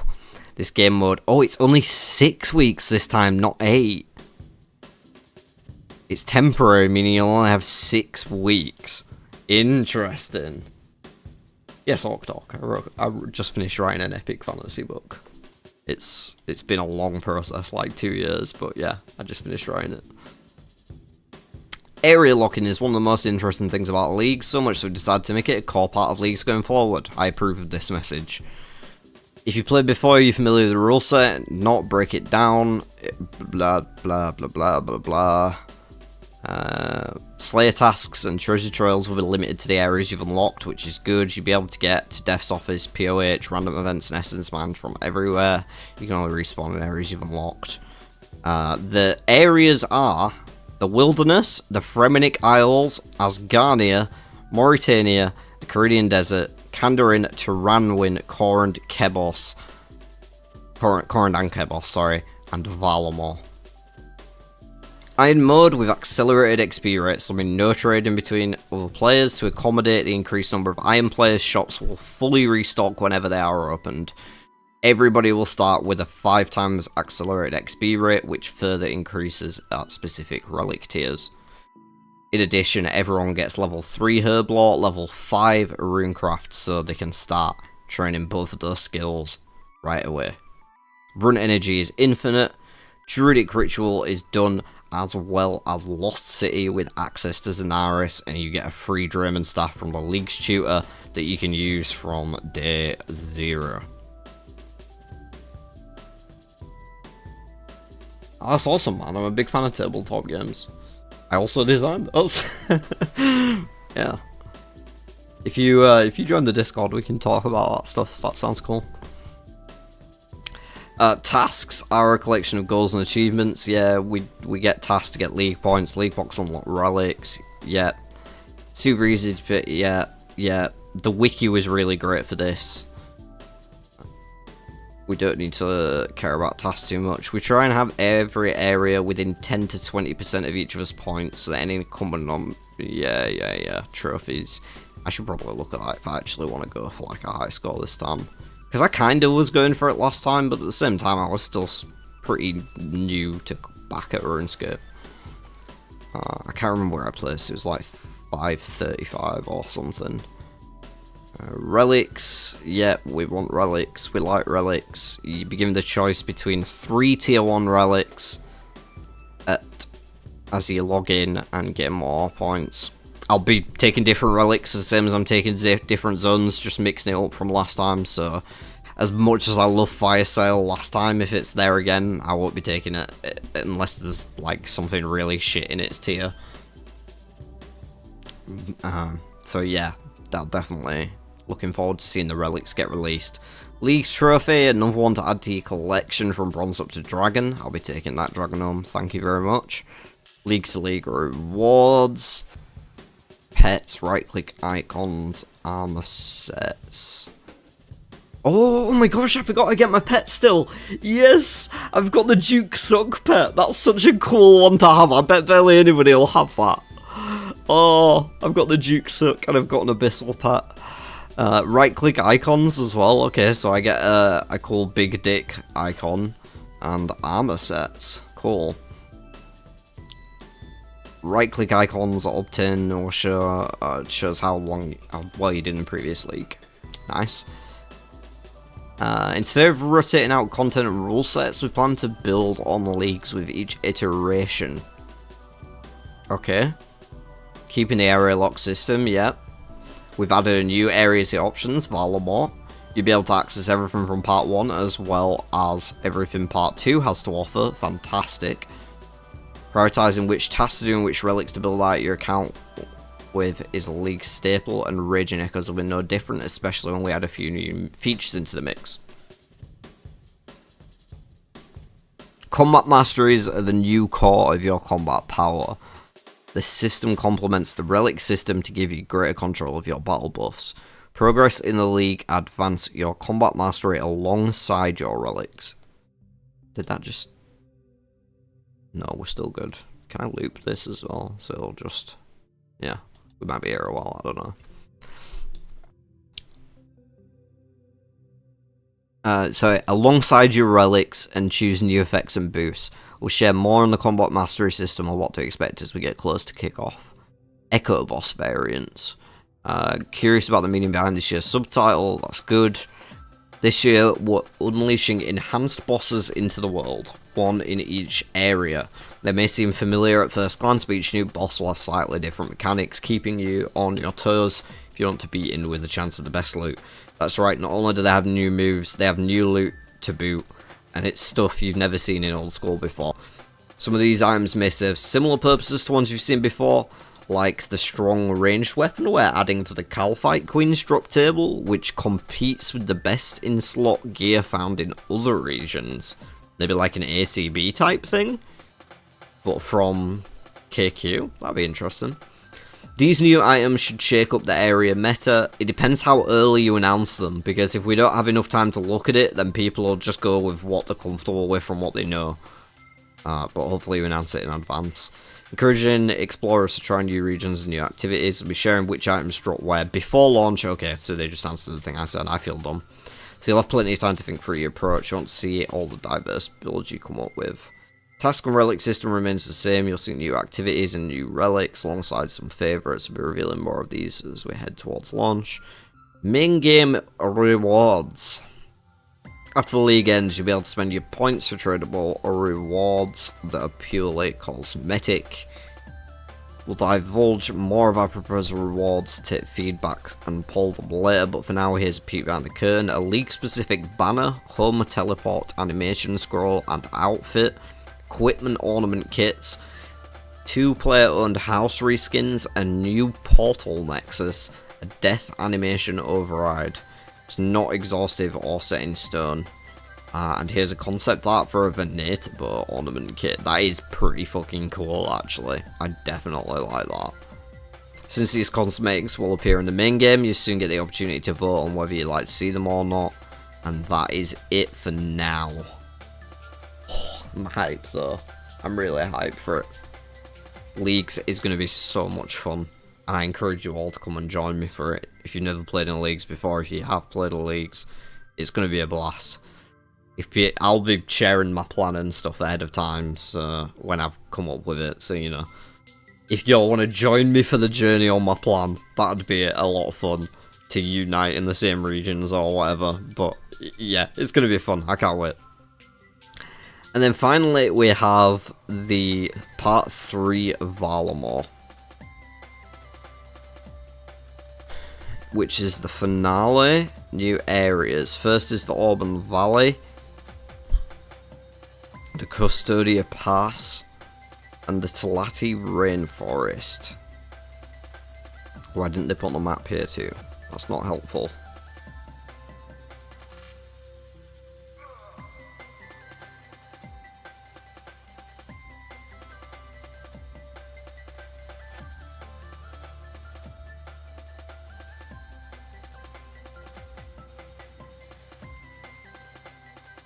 Okay, so it's not letting me scroll any further to the left here, but we're looking at Auburn some little town with a quest marker. There's Forester's Retreat up here with a fletching icon. I'm guessing that's where the fletching thing is.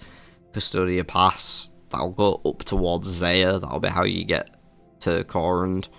Tempestus looks cool. There's College of Bards there. No idea what you can do there. There's an agility icon there. There's like a newspaper icon there. I'm not sure what that represents. Hairdressers as well. A shop for clothing. A port. And a mill. Gloomthorn Trail. There's a little dungeon there. No idea what that is. Citadel Ruins.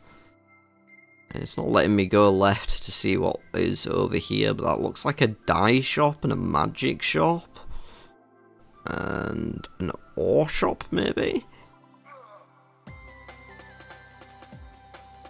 Piercing Tree Ruins. There's some sort of mini-game over here on the Fragrant Plane. Maybe that's to do with fletching. And Castori doesn't seem to have a great deal other than a patch and a quest down here. A Herb Lost Ore as well, and some shortcuts over to the rest of Valamore. Another cave or dungeon up here. No idea what's in there.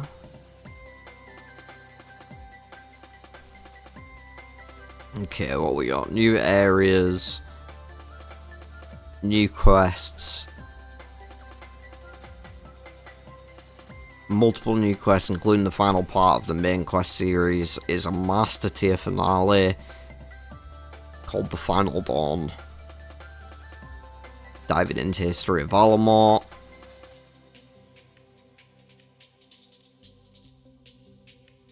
An Enraged Boss, the Doom of Mokwatl. Enraged Bosses, yeah, we heard about this. That glint in the distance might look like potential riches, but look a little closer, you'll see it's a gemstone encrusted rock. Is no rock at all. We'll hear more about this low intensity boss very soon, but we don't want to give away the game too much early. Cool. New Slayer Dungeon. The Custodia Pass is a hostile place, and it should come as no surprise. There's dangerous beasts. It's the perfect place for a new Slayer Dungeon. I should have kept that map open, shouldn't I?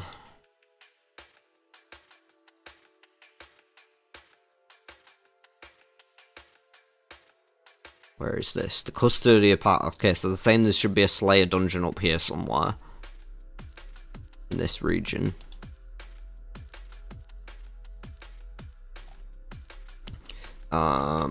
A new creature will be encountered.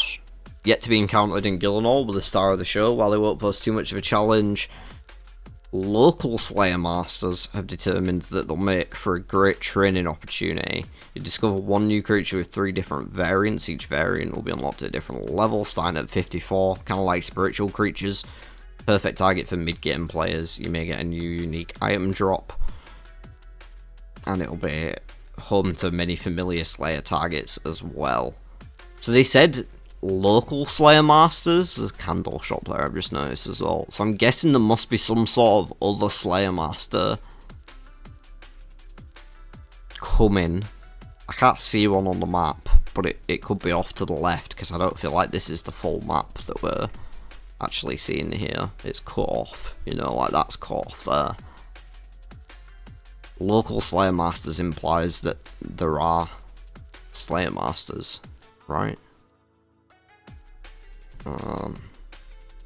Fletching activity. Level 50 plus. It basically says fuck all about it. You know, not much to say there. A new fletching method that will have you recycling your old bows into new ranged equipment to be delivered across the kingdom. Okay, so you might be able to make some bows and get fletching XP, and then use them in this to get more fletching XP? I don't know. Sounds like that, though. That doesn't seem too bad. If you, like, because a lot of the time it's not worth selling it to a general store or whatever. Seems good. Okay, I'm just, I'm gonna catch up on what you're saying now. Never done it before, but looks dope. Gonna try it. I'm guessing that's talking about leagues. Leagues is so much fun, honestly. Valamore region lock is looking pretty comfy at this point. Yeah, Valamore's looking good for leagues. It's looking good for Woody Wild, just on my channel. Chilling, like, I knew there was more Valamore stuff coming, obviously. I didn't know it was coming this soon, though, so that's awesome. Like food delivery, but ranged weapons. Yeah, maybe it's like that. Like, oh, go take this person a maple short bow, or a magic longbow, or a teak stock, or whatever, you know. Could be something like that. Tower of Ascension. Tower of Ascension. What's that talking about? Guessing it's something you saw on the map. Or it's a reference to something I don't understand. I can't see anything that says Tower of Ascension though.